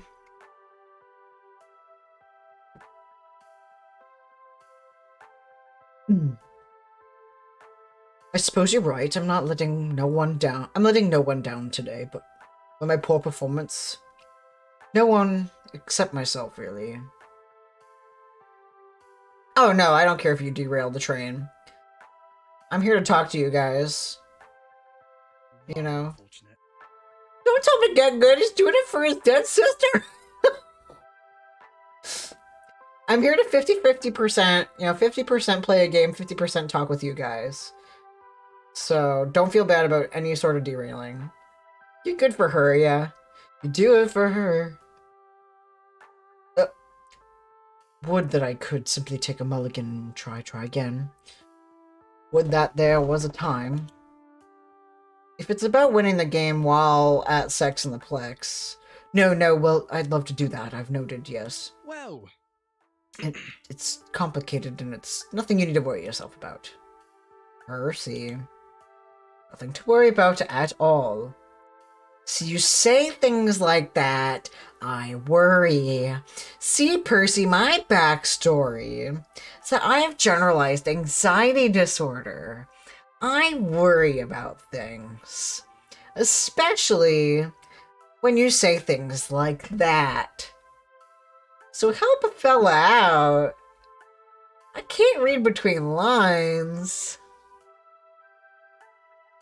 It's like that dog sitting in a burning room, saying, "This is fine." Yeah, us being autistic and anxious and depressed and possibly ADHD is canon. Oh my god. This character is attacking me. Holden DeezNuts is actually real life Holden. Pardon? He doesn't like memes? Oh, he'll like memes after I'm done with him. I'll set up a PowerPoint of just us doing memes. Percy's apparently not hip to the memes of the youths, as he is old. I don't know about... No, it's definitely autistic coded. The whole, like, sensory overload was autistic coded. Look, love, I'd stick around and chat, but if I'm to make this record, I should get back to it. Still, I'll try to take your words to heart. It's just another run. No more, no less. I have to see it that way, whether or not it's true. No, you've got an event to manage here. I can play my best knowing you're doing your best out there. You've got my word on that. right. Once Once more. more into the breach, Mr. Moopy. Yeah! And he's back into the maze. Zapping monsters, collecting treasures, looking for the exit, time and time again. Something nasty is brewing here. He doesn't show what's going on beneath the surface, to just anyone. I learned about tragedy in his past, yes. But for others, a smile, a nod, nothing more. Not sure I like that I'm now getting a smile, a nod, and nothing more, but I can't force it out of him. I'll check in with him later just to be safe. Yeah, I better! I would have done the heartfelt moment, but like, I didn't want to hug... Thank you, the Bubble Boy. I didn't want to hug him. I chose the diplomatic choice instead of hugging, because I feel like if I hugged him, he probably would have just collapsed right there, sobbing and crying. Okay. Half of Sex on the Plex in the can. Have to go. And there's not enough sex happening. Come on, baby. I'm running myself ragged trying to catch every little problem, and there's still plenty left to do. But no sense not practicing self-care, too. Y'all need to be practicing self-care. I have a whole bag of Kit Kats for you all if you want some self-care with a Kit Kat. It's time to get my lunch on. And while a nice quiet moment to myself would probably help, what would help more would be a smidge of social interaction beyond crisis management. Percy and Queen Bee are obviously tied up in their own affairs, but everybody else should be open. Who could I lean on in my time of need? Naomi's in her workshop, Gavin is score wrangling, Ashley is in the employees only room, and Teo's lurking around Showtime stage. I want to check out on Ashley. I'm going to get lunch. I need to go to the employees only room to get my lunch. I also just really love Ashley. So I assume Ashley's hiding herself away for a quick break. And I can't blame her. She's been working hard, just as hard as everyone else has. When this is all over, I'm gonna need a coma of sleep and a hot bath. But while I dream of better things, let me check in with Ashley to see if I can lower her burden. Oh, hi! You wanna get some lunch? Girl, you read my mind. Let's go. I'm a psychic, you know. Whole story then? To the whole story. Yippee! Also, where'd you get that flamingo belt? That's really cool. Man, yeah, I can already I can already tell what Ashley's Pokemon team would be. She'd also probably have Flamingo and Chatot. What else do you think she would have on her team? Probably something absolutely horrifying. Like, at least one horrifying thing that she loves and everyone else hates. Like Flamingo. Beware, yes! Thank you. She would totally have Beware.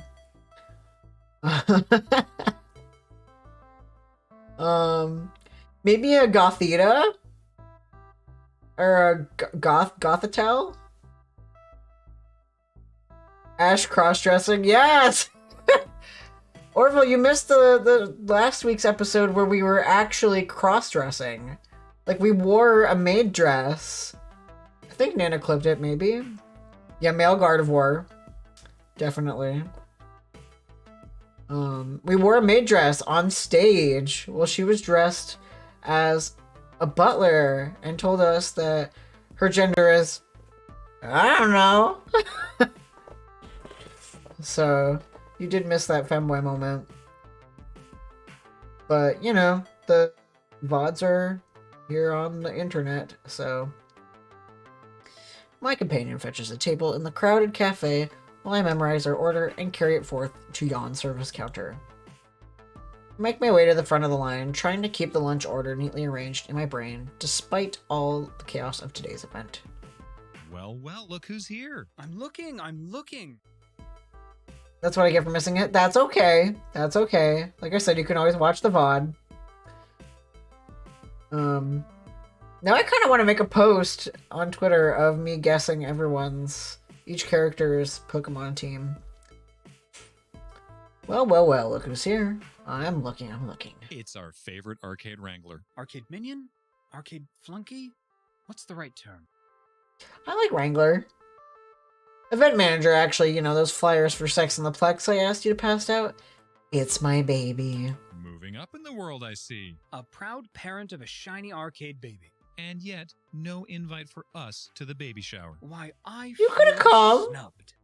But seriously, we couldn't be prouder of you. And to think, when you first walked in these doors, you were still trying to figure out your place in things. My gay dads. My gay cafe dads. Could there be like a spin-off game where you like get a part-time job at Whole Story? Or it takes your info from your save file of these games, of the two Arcade Spirits games, and you see your character order something? I think that'd be funny. Ben and I know a thing or two about finding your dream and sacrificing to make it happen. Long hours, hard work, Hard hours and long work, too. struggling to make ends meet. Having meetings to discuss how to end the struggles. Can't imagine how difficult it must have been for you to get to where you are now. Yeah. It wasn't that difficult, honestly. I came up with the name, talked it up at max, and that's it. Oh, I'd be on the lookout for hidden costs on the back end then. Speed bumps on the road of life to catch you unawares as you're soaring down the highway of success. But if you wreck your $500,000 imported sports car of business triumph, we'll be there to drown your sorrows in coffee. Thanks. And donuts. And donuts. Don't forget the donuts, an essential component. Next order, please. Okay. Shaking my head, I wander back to our table with a lunch in tow. I still must look a bit oh, that's me speaking. I still must look a bit nervous. A fact Ashley picks up on as I return. I got generalized anxiety. Hey, Holden, is everything okay? Oh, she would totally have Porygon, too. Not Porygon 2, Porygon as well. The event's going pretty well so far. Why are you looking freaked out? I don't know, man. I mean, a lot is writing on this for the Funplex and for me. And with Gavin handing me the keys to the kingdom, I'm kind of worried about accidentally locking myself out. Oh yeah, you're right. Naomi would totally have Porygon. You're so right. Why not Porygon 2? Because Gavin has Porygon too. Okay, yeah. You're right. Gavin would also have like an Electrode. Either an Electrode or a Voltorb. Because he loves pinball.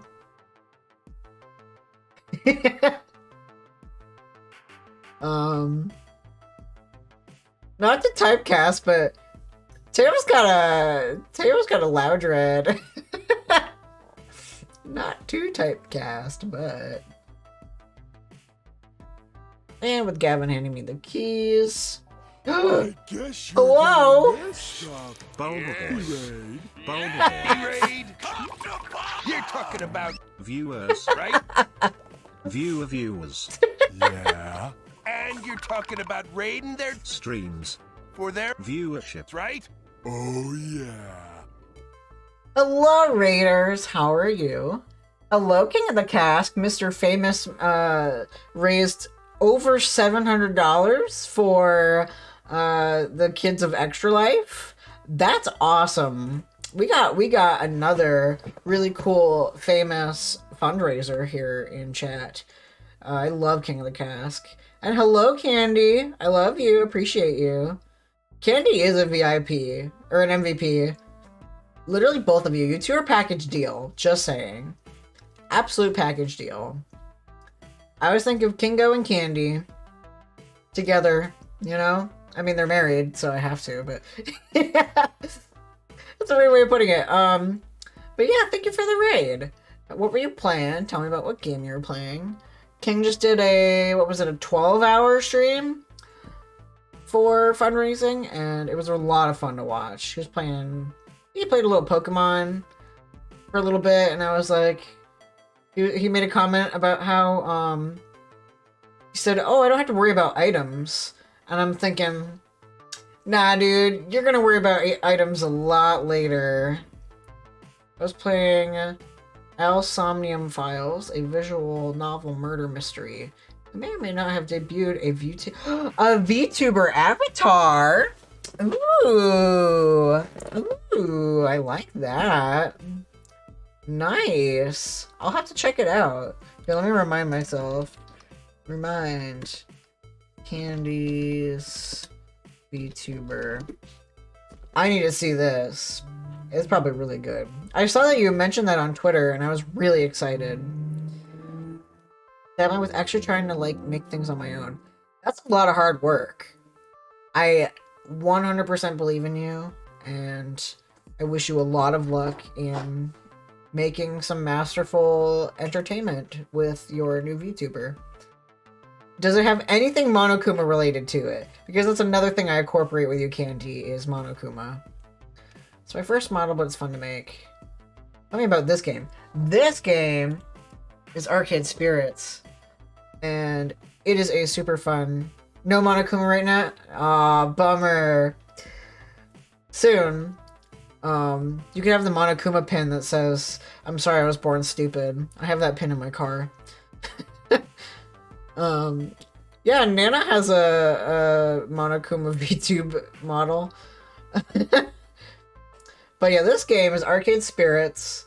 It is a visual novel dating game where, imagine the video game crash of the 80s never happened. Yes, but no. It was a one-time thing. It was a one-time thing. It was like... let me pull up a picture. We painstakingly made it for my, we made it for my Nuzlocke. Yes, because I killed my Pikachu in the Nuzlocke, we decided to run it like it was, Monokuma. Where is it? It is in my archive.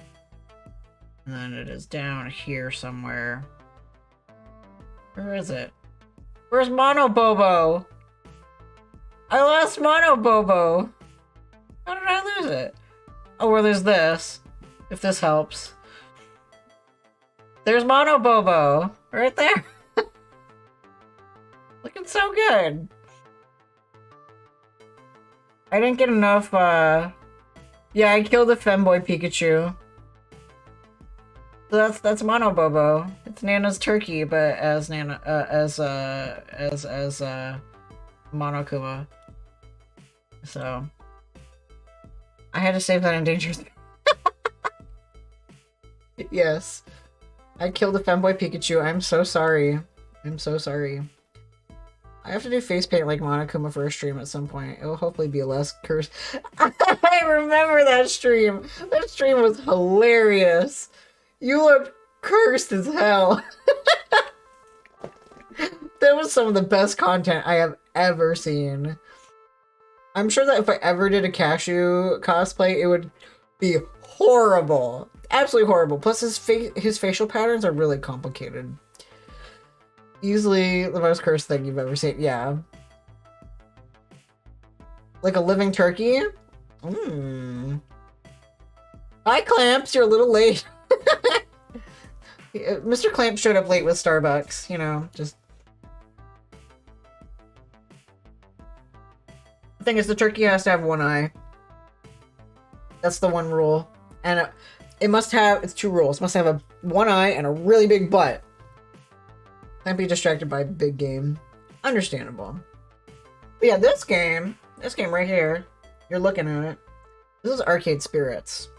And it's a game where, imagine the game crash of the 1980s never happened. So arcades remain the status quo. And we're working for a small mom and pop arcade shop, and we are trying to get our arcade to be, I love Starbucks Madeleines. I ate one today. We're trying to get this arcade, this mom and pop shop arcade, to become more on the map and just like, you know, like cement our space in the arcade community, but also falling in love at the same time. So this game is really good for its diversity in like queer themes, mental health themes, different races and genders and body types. It's just a really diverse game. My character has green hair and they them pronouns, which is awesome. I named my character Holden DeezNuts. And currently we're on a little lunch break from our little event called Sex in the Plex. I said in my heart it was 18 plus. However, I had a moment where I had to show a child how to play a game. So, if you want to go ahead, but you can't be the time Baffy made an error croaker turkey that had one eye and also constantly had their head buried in the hood. So they had a perception penalty. A child. I do love that. A child, indeed. So, this is such a good game. So, but once again, thank you for the raid. I appreciate it so much. I always love seeing Candy. I always love seeing King. I always love seeing Clamps. You three are just some of my favorite people in this whole world. And I love you! You get a big old... Not in this game! But, if you are following me and not subbed, you get access to the boomerang emote. I love visual novels. I'm always trying to find more to fill my time. Highly recommend this game. Highly recommend it. If you want to give it a little spin, the writing is phenomenal. So, then I highly recommend this game. It's my second favorite visual novel of all time. Second favorite. What's your... Oh, I know your favorite is Hatchful Boyfriend, because you just really love birds. Got it! Yeah! I got this one when it was on sale. It was like, I don't know, like $4 when I got it. Not because I really love birds. Yes, because you really love birds. And you're the reason I love birds. I mean, I got this really cool bird cup. What a game. Not because... Not just because I love birds.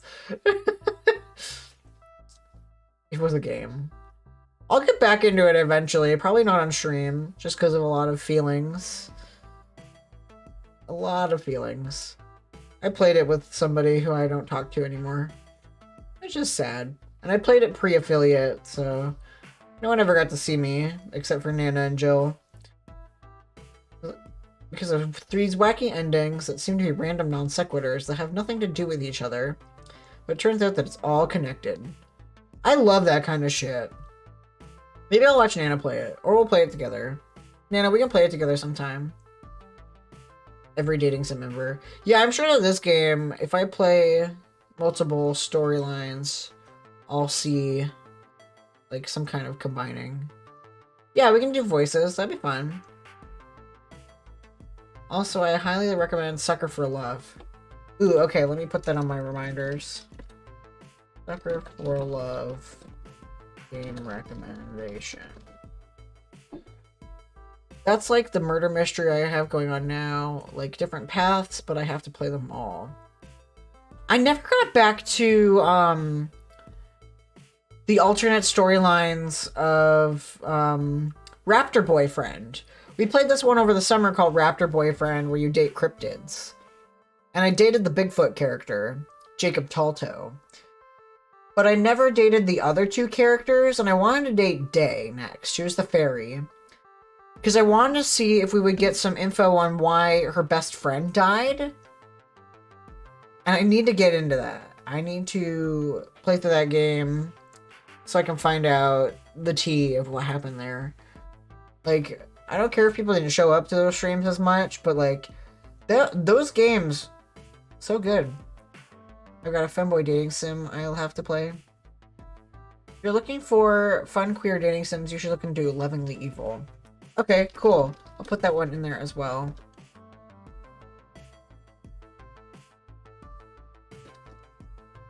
Okay, cool. Look at all these sims I get to play. Oh my god. I'm gonna be chock full of content for the rest of... I'm gonna bust my wallet on all these video games. As if I just totally paid rent today. I still did my Christmas presents. Ugh, it's so rough. I love dating sims though. They are... It's just a very good genre. And it's accessible too. I think that if we recommend dating sims, that one I think is on my wish list. I can't remember, or I think Nana has it or someone. That's yeah. I've seen. I think I've seen you play that. If you stream, I think you streamed it. If you didn't, I think I saw someone stream it. That is another game. That is a... Yes, I watched you stream it, and I was just like, what? It is quite the game. You were having a lot of fun, and I enjoy that for you. Like, your enjoyment of that game is tangible. Absolutely. So, it's cursed and confusing, and that's good. In my pants. At least he specified. At least he specified. Let me just casually.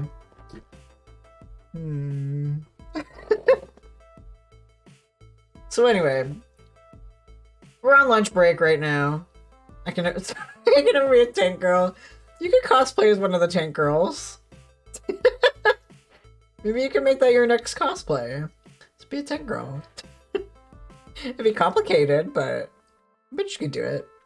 Get some EVA foam. A lot of EVA foam. Oh dear, oh dear. Anyway, we're on our lunch break with our coworker Ashley. Yeah, refrigerator box! Next cosplay is Denji from Empower from Chainsaw Man. Thankfully much easier on my end. I don't know what my next cosplay is.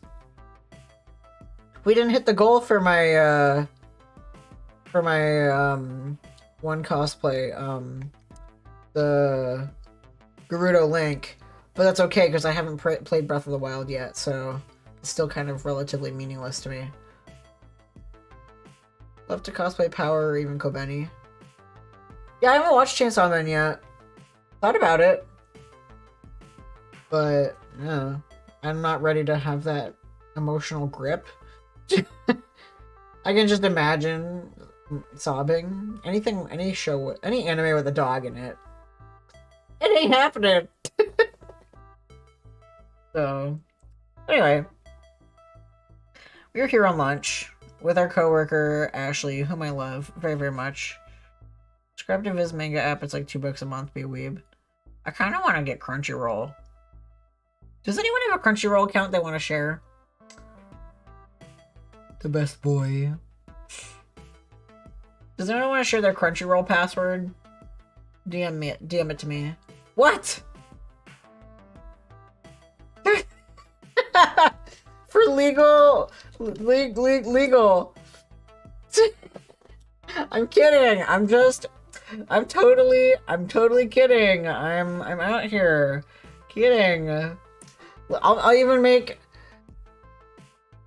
in a video game. Yeah, I'm making eye contact to prove that I'm kidding. And I hate eye contact because I'm autistic.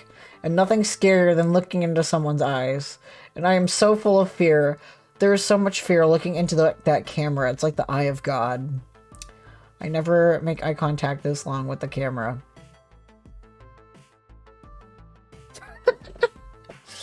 So I take it back. I will not share my account name and password. This is the part where I just...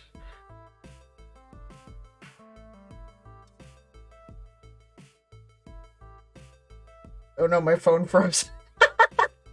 My phone knows I'm trying to be devious.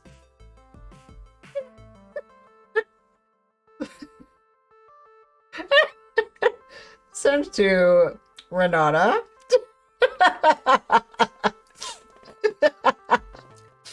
Anyway, we're on lunch break with our coworker Ashley, who we love very much. Ashley reminds me a lot of Nana. So if you want to know what Nana would be like, there you go. And with Gavin handing me the keys to the kingdom, I'm kind of worried about accidentally locking myself out. If that metaphor made any sense. I know those days go. Even I feel lost and confused sometimes. There are days when it's especially rough. I'm gonna let her keep talking. How do I explain this? Is there no audio? Oh, there we go. The lack of audio scared me. How do I explain this? I know it seems totally unlike me, but honestly, deep down I'm scared. I feel like I don't really know who I am. It's just like what they told us earlier. Every time I look at myself in the mirror, I don't know who this person is who is staring back at me. Dysphoria. I mean, in my heart of hearts, I know I am Ashley Wolf, but that's all. What makes up Ashley Wolf? Who am I? Who am I really? That's what I'm searching for.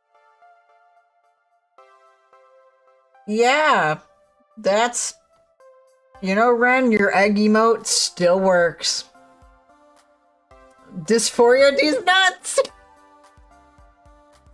Homie! Been there! The minute she said looking in a mirror, I was just like... Ah! Ugh. Back in the day. Dysphoria, I just met you. Back in the day, you know, thank you for the Snapchat. Anytime. You know, all my trans homies here, they know what it's like to look in the mirror and just be like, ugh, what the fuck is that?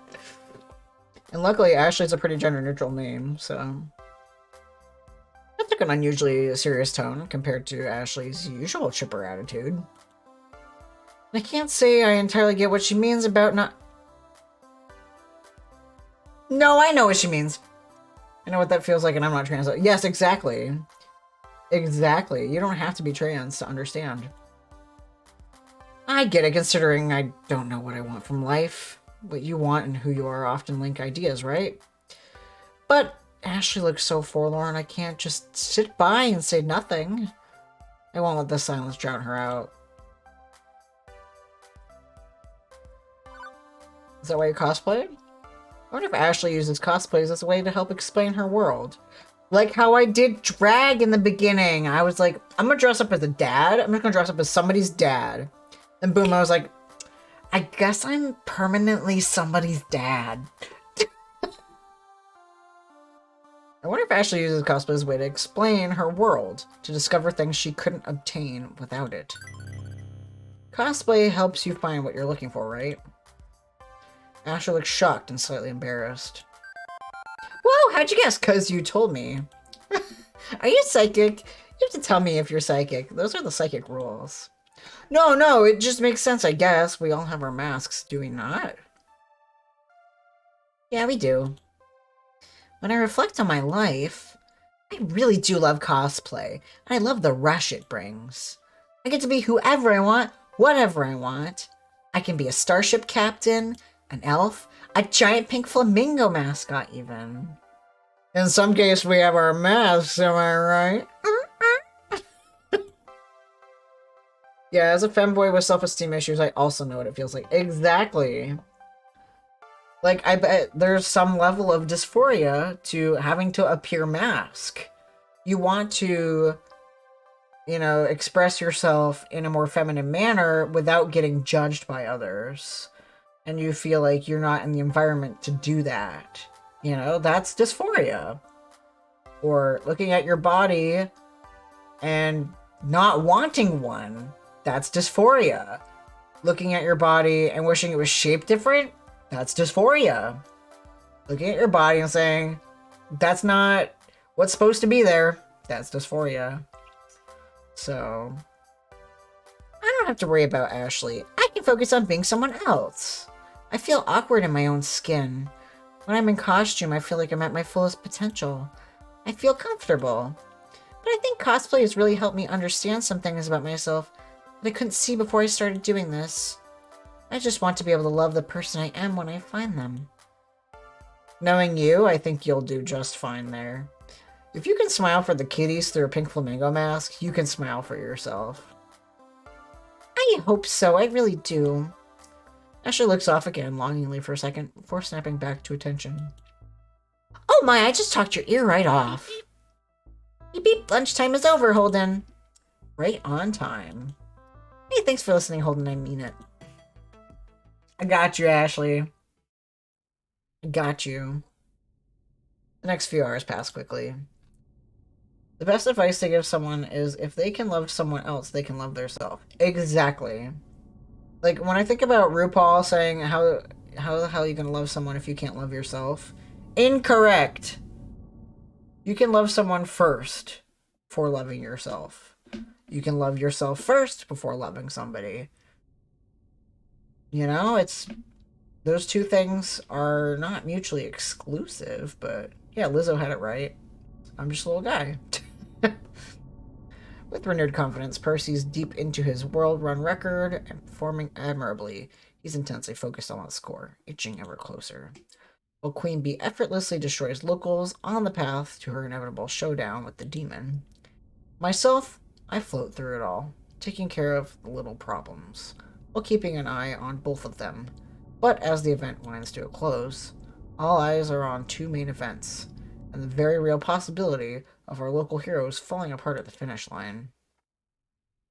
Oh shit, I gotta choose between them, don't I? Dave! I'm way too fine to be this stressed. Yeah!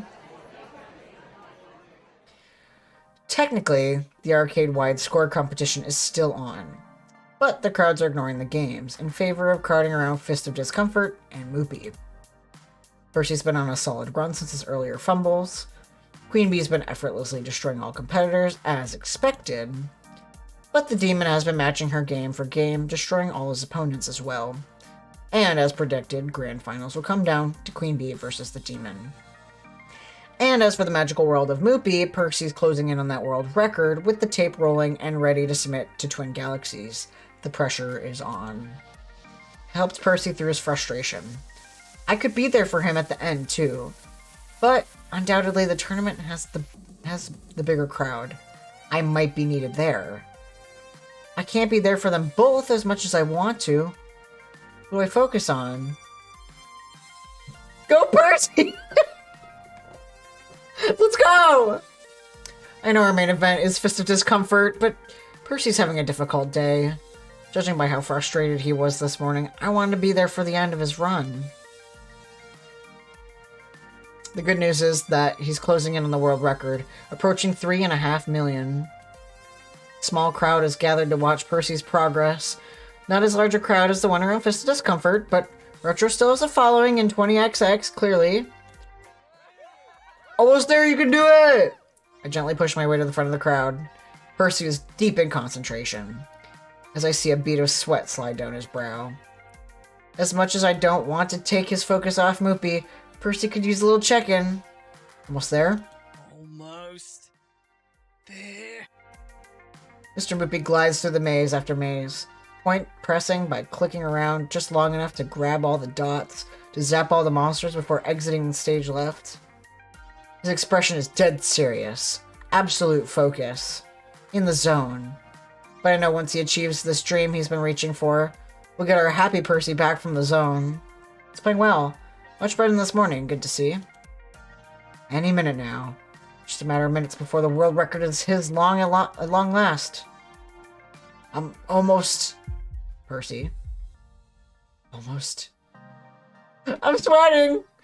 Something's wrong. Something's very wrong. He looks like he's gonna cry.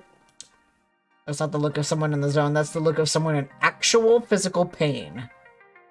Percy's face becomes sharp grimace as his hand clutches around the joystick hard enough to send Mr. Moopy down a dead end. His right hand clutches at his chest. Oh god! Every muscle in his body tightening, sweat forming on his brow. If I didn't know any better, I'd think... No, not now. Not now. Uh-oh. Is this his little sister died of a heart attack, heart condition? Is he? Oh god.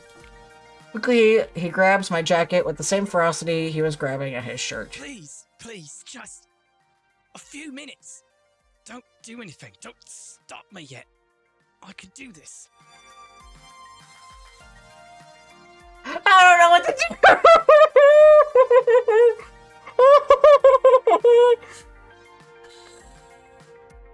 I want to call 911, but I want to call 911! Pulling the plug is not the right answer. His sister would want him to live. Yeah, I mean, you're right. You're so right. Plus, he likes the green options, so... this is dream. Finally realized, defeat the high score. My dream is a spectacular event, one which will make Funplex soar, not one where somebody fucking dies. But neither of our dreams are worth his life. Iris, call 911, hurry. On it. I'm sorry, Percy, we need to get you to the hospital. I'm so sorry.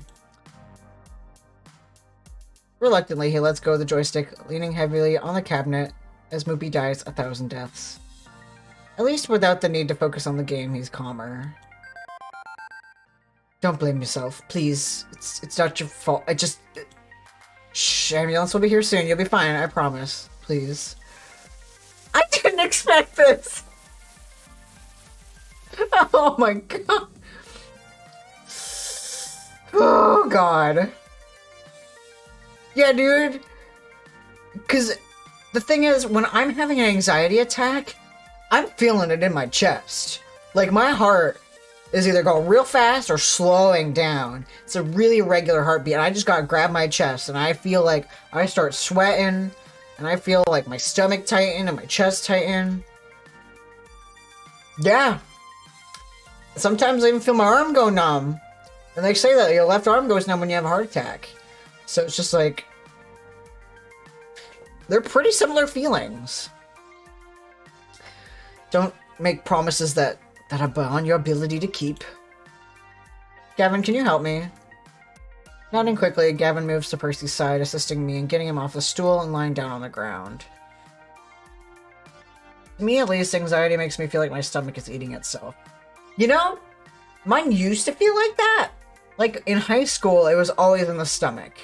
I always felt like my stomach was flipping upside down. Shut the fuck up, Nana.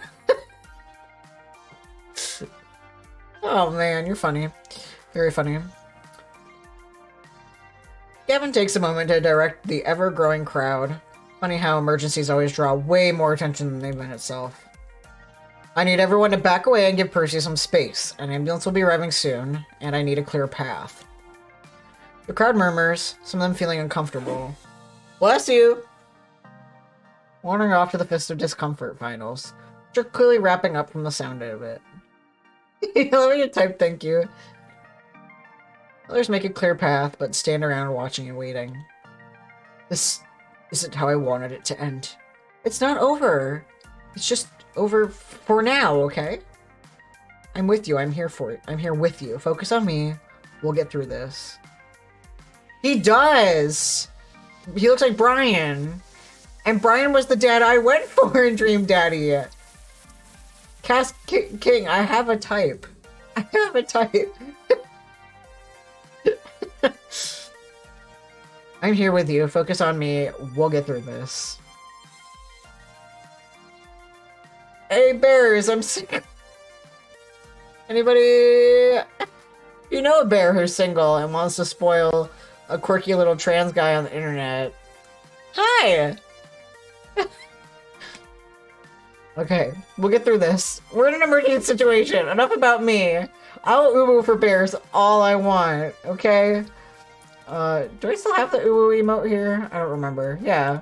Here's me uwuing for bears. I suppose. Thank you. I'm sorry to burden you with this. King approves. We're saying this right in, like, a really emotional climax in this game. A few minutes later, the ambulance approaches. 2 EMTs rush into the arcade, rolling along a stretcher. I'll go with them, of course. Because this is my fault. I'm the one who organized the event. I'm the one who pushed everybody past their limits. All in the name of making my dream a reality. Yeah, no pressure, but if you don't do the right thing, things can go very badly here. Yeah, dude. I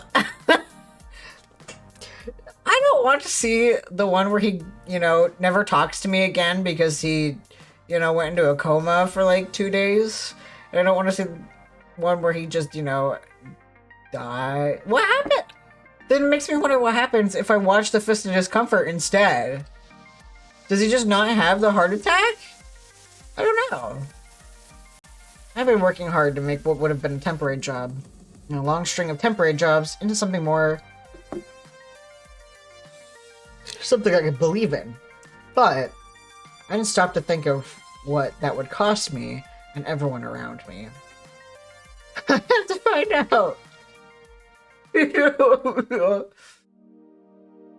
Oh shit. That wasn't a blood relative, but Percy insisted I wasn't a blood relative, but Percy insisted I stay with him the whole way through the admission process. I was there when the doctor explained that the tremor had passed, and with emergency medication and an overnight observation period, he'd likely be released the next day. Okay, so it wasn't anxiety. And even as visiting hours dwindled away, I stayed at his bedside. Do you need a hug, Renata? I'm on my way. On the plus side, I'll be swimming in little pudding cups tonight, I suppose. Might be hard to sleep with all that free sugar.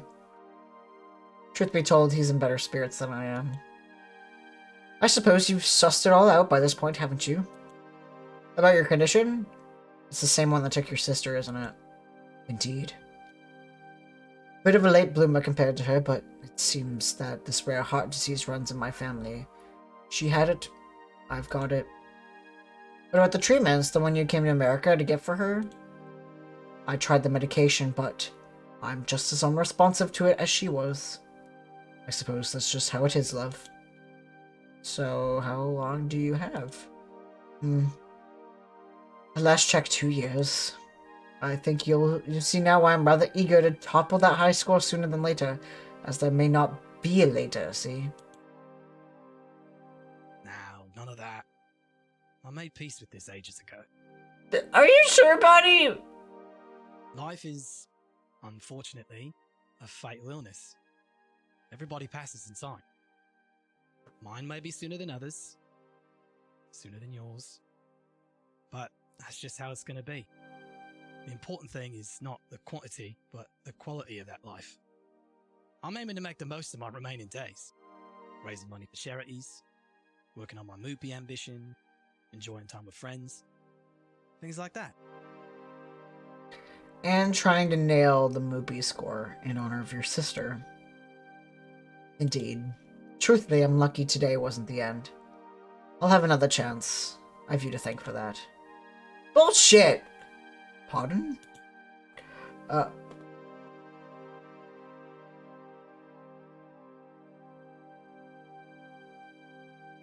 I nearly killed you. That's so dramatic!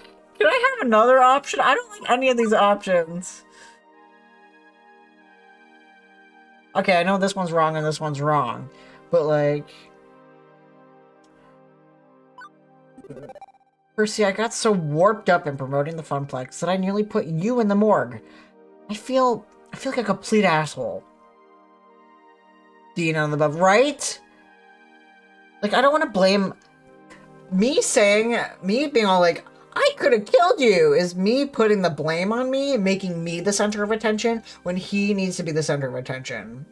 So, like, I don't blame him for making that face. You know, like, I don't... Trying to uplift someone by putting yourself down is no way to do it. And that's what my character's doing right now. You deserve better than that. Better than someone so focused on dragging themselves out of depression that they ignore the needs of their friends. Come now, it's not quite like that. I agreed to help you with sex in the Plex. That was my choice. I knew that high pressure could do this, and I did it anyway for you and for me.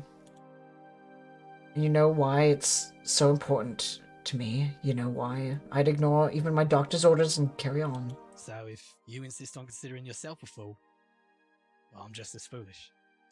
We can be proper fools together. Is that acceptable? Yeah! I'm really good at being a fool! Then we have an accord. We're buying a car together? 2 years, huh? Give or take.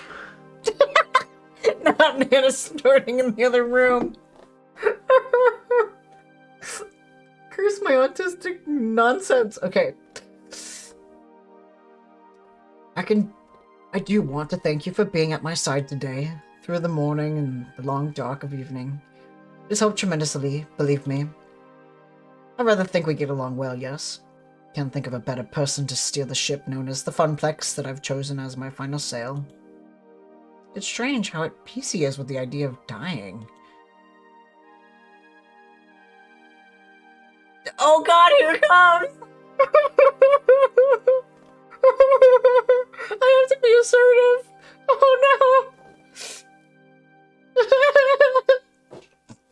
no! Okay. Because I love you. I wish I... Damn it. I can't get the words to come out smoothly. Not in this place. The circumstance... It's giving Grey's Anatomy. This isn't fair, not at all. And it's not fair to me to say this, not when you're counting down the days, but... Percy, I love you. I know the timing sucks. I know I'm springing this on you all of a sudden, but I can't help it. I needed you to know. Proving his calm in the face of my storm, Percy offers a gentle smile. Sweet you, love. And I'll admit to a fondness myself. My days have certainly been brighter with you in them. I don't deny it. I was friendly with the Funplex folks indeed, but there's a certain light in that musty old arcade. Now that you're here, with me. Still in the end, he shakes his head lightly. I appreciate it, but I suspect you'd be better off with someone who can be around in your twilight years. Nah, dude, it's cool. It's cool. I can wait. The heart wants what the heart wants. I understand that. Sadly, mine wants to kill me. And I don't want to burden anyone else with that pain. I can bring tissue. But now what? Well, let's suppose I provided you a fine escape hatch, yes? So that you know I'm quite at ease with the matters and will understand if you prefer to love another. I don't know, maybe I'm pretty mixed up right now. It has been a funny sort of day, hasn't it? You could say that again! It has been a funny sort of day, hasn't it? Yeah, there's a great big laugh, muted slightly by being weakened from the evening's events. Well, I suppose you've still got time to ponder it all.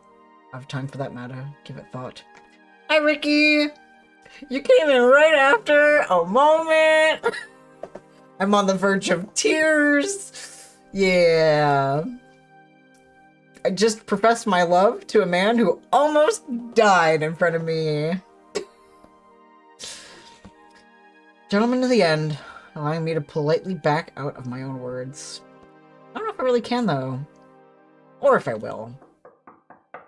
Or I can say another word, there's a sharp knock at the door, which then immediately opens. Holy shit, Percy! What the fuck happened? They told me your heart exploded or something. Also, hi, kid.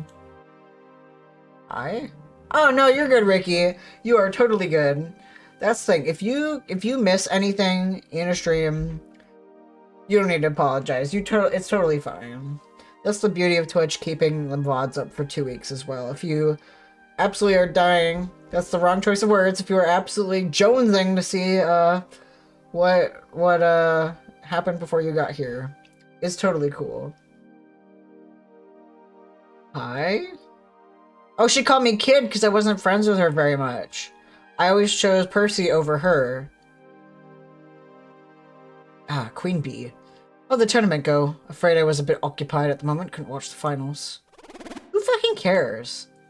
I do, I just said so, yes. Sorry, right, I'll keep it short. I lost! Holden will talk about it a half hour before stream, yes. I got completely and utterly owned, too. Aw, jeez. Percy is a stud with a good heart.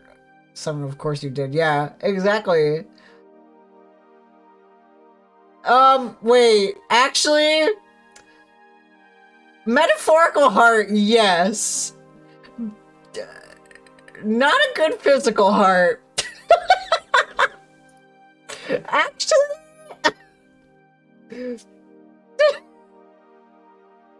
Yikes.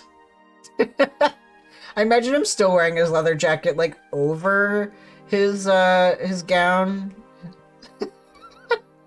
I need to think about it for a minute. Yikes. Surprisingly enough, it's not as bad as I feared.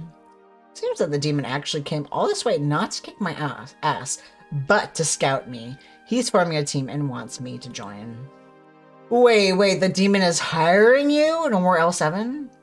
Yeah, Percy would have laughed about that too. Victory! No more L7. Way to twist a defeat into a victory, eh? A dream I nearly annihilated while trying to achieve mine. Nearly, though. Thank goodness for turns of fortune. Right, that's my story in Reader's Digest form. Now it's your turn, Purpur. What the fuck, man?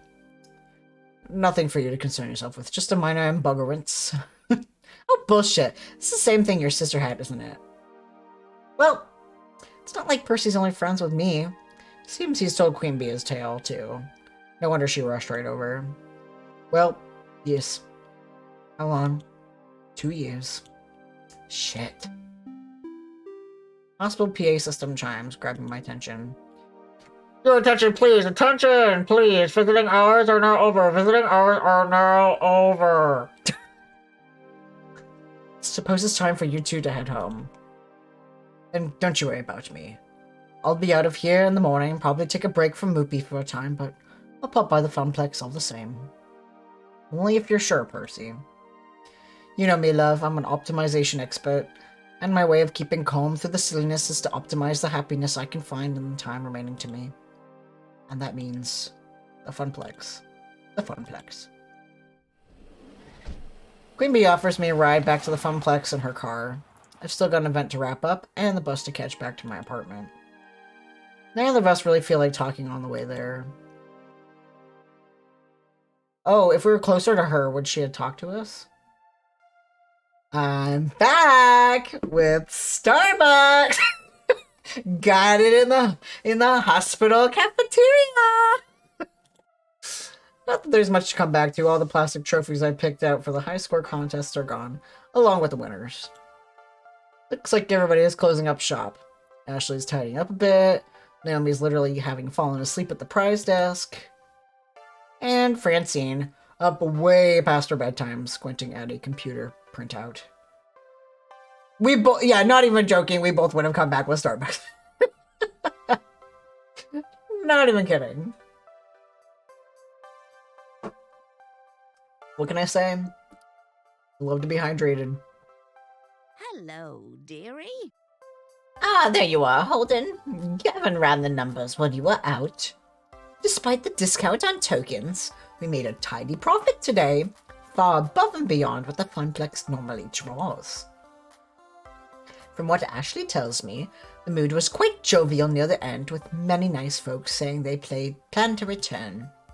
And even if the local champ didn't win Fist of Discomfort, they got to see the demon in action.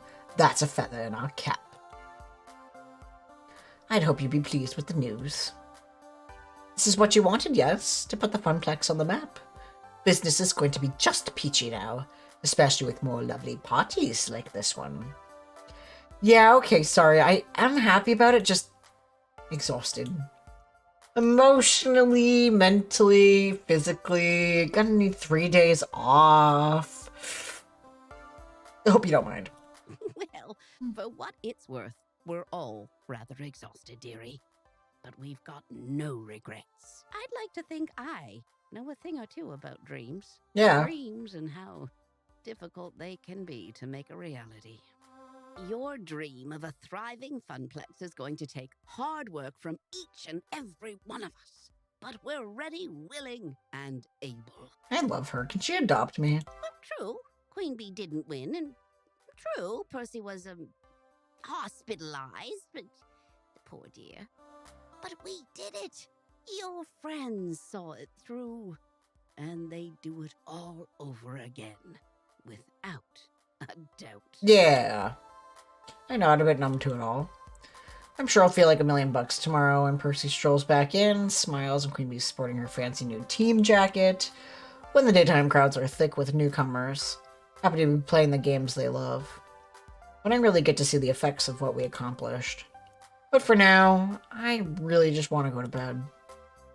You need anything else from me tonight? We're all wrapped up like a bow. I'm on my way home for a good night's sleep myself. Go home, Holden. We'll see you tomorrow. Girl, I don't get the day off after an event like that. I'm calling out sick tomorrow. God, I keep forgetting how much this looks like my apartment. Even like the dimly lit and then like the light the light above the stove. Like the really shitty pale brown. I turned the keys in the lock, slumping into the apartment. Hi! Hi! So how did it go? Was Sex on the Plex every bit as awesome as the awesome poster I designed for it? Players went home happy and business is booming. Hooray! Why don't you look happy? It's been a long day. Well, okay. Honestly, Holden, you're an inspiration to me. You had the guts to chase your dreams. It's tough work, but I knew that Iris could find you something you'd love. And I've been wondering if I should follow in your footsteps. You want to become an arcade czar? Not silly, I mean, just try to find something to do with my life other than make coffee for executives and file their paperwork. I got it! Like that poster. I could try to be a graphic designer, maybe. I've always loved doing stuff like that. What do you think? Except that following your dreams can run you ragged like it did to me today. It could nearly torpedo your future. It could even kill you. Is it worth it? It's really worth all the trouble. Follow your dreams, Juniper. Be independent. Francine's right. I chose this path. I chose to make my life difficult in order to make my life into something. Juniper's helped me out along the way, and I should help her in turn. I'm not gonna lie, it wouldn't be easy, not by a long shot, but yeah, I think you should chase your dreams. Become an artist on your own terms. Thank you. I knew I had the right idea. Thanks, Holden. You need to go to bed and sleep. Just like all of you in chat are gonna go to bed and sleep right after this episode's over. Tomorrow, I'll make you pancakes, a reward for my hard-working arcade czar. You used to have pancakes every morning during those summer trips, right? Your mom made them. That was ages ago, Juniper, when my folks could afford trips to the shore. Oh yeah, we'll raid to someone. And Juniper gets a wry smile. I think I know exactly how we can celebrate your newfound success. How about pizza bagels? Beach vacation? Pizza bagels, duh. Alright. Percy seems to like you. He's a quiet one, but with a big heart. You're proving to be a gentle, sweet, compassionate soul. Also, you scored 14,000 points. Woo! Today's pizza fact is the world's largest pizza covered 10,000 square feet, measured 140 feet across. It weighed in 44,457 pounds. Yes. Okay. Now that's that. God, I love this game so much. I really do. I'm enjoying it. It gives me a lot of feelings. I almost cried. The same way that Orville was feeling was how I was feeling. Anyway, Sunday will be Orville reading The Jewels of Your Booty. That's not what it's called. The Jewels of the Booty in Story Night. So that will be very exciting. Very fun. And then usual Tuesday Zelda. And if I still don't get Stardew loaded, we'll be playing this again. We're very close to the end, I assume. So, but thank you for another good week of streams. I am eagerly anticipating for when I can come back to doing more than 2 streams a week. So, TBH, no. I'm not close? Good. I don't want it to end. I love this game. So, anyway, if you did not hear it yet today. Oh, wait. We're gonna raid off to my friend Ethan, who's playing Pokemon. He's really cool. More of this, but also thank you for introducing me to this game. Thank you, Candy, for the raid and the suggestion of playing this game. Please ping me if you're going to play it so that I can be there, because damn, I love this game. I appreciate it. We're going to be raiding off to Ethan, who is playing Pokemon Scarlet Violet. I'd love to stay and chat a little bit longer, but Nana, you're right about this apple cider. Went right through me. So anyway, we'll get more Arcade Spirits soon. I'll let you know. And if you did not hear it yet today, please remember that I love you! And have a great day. And remember to cherish the people around you. So, bye!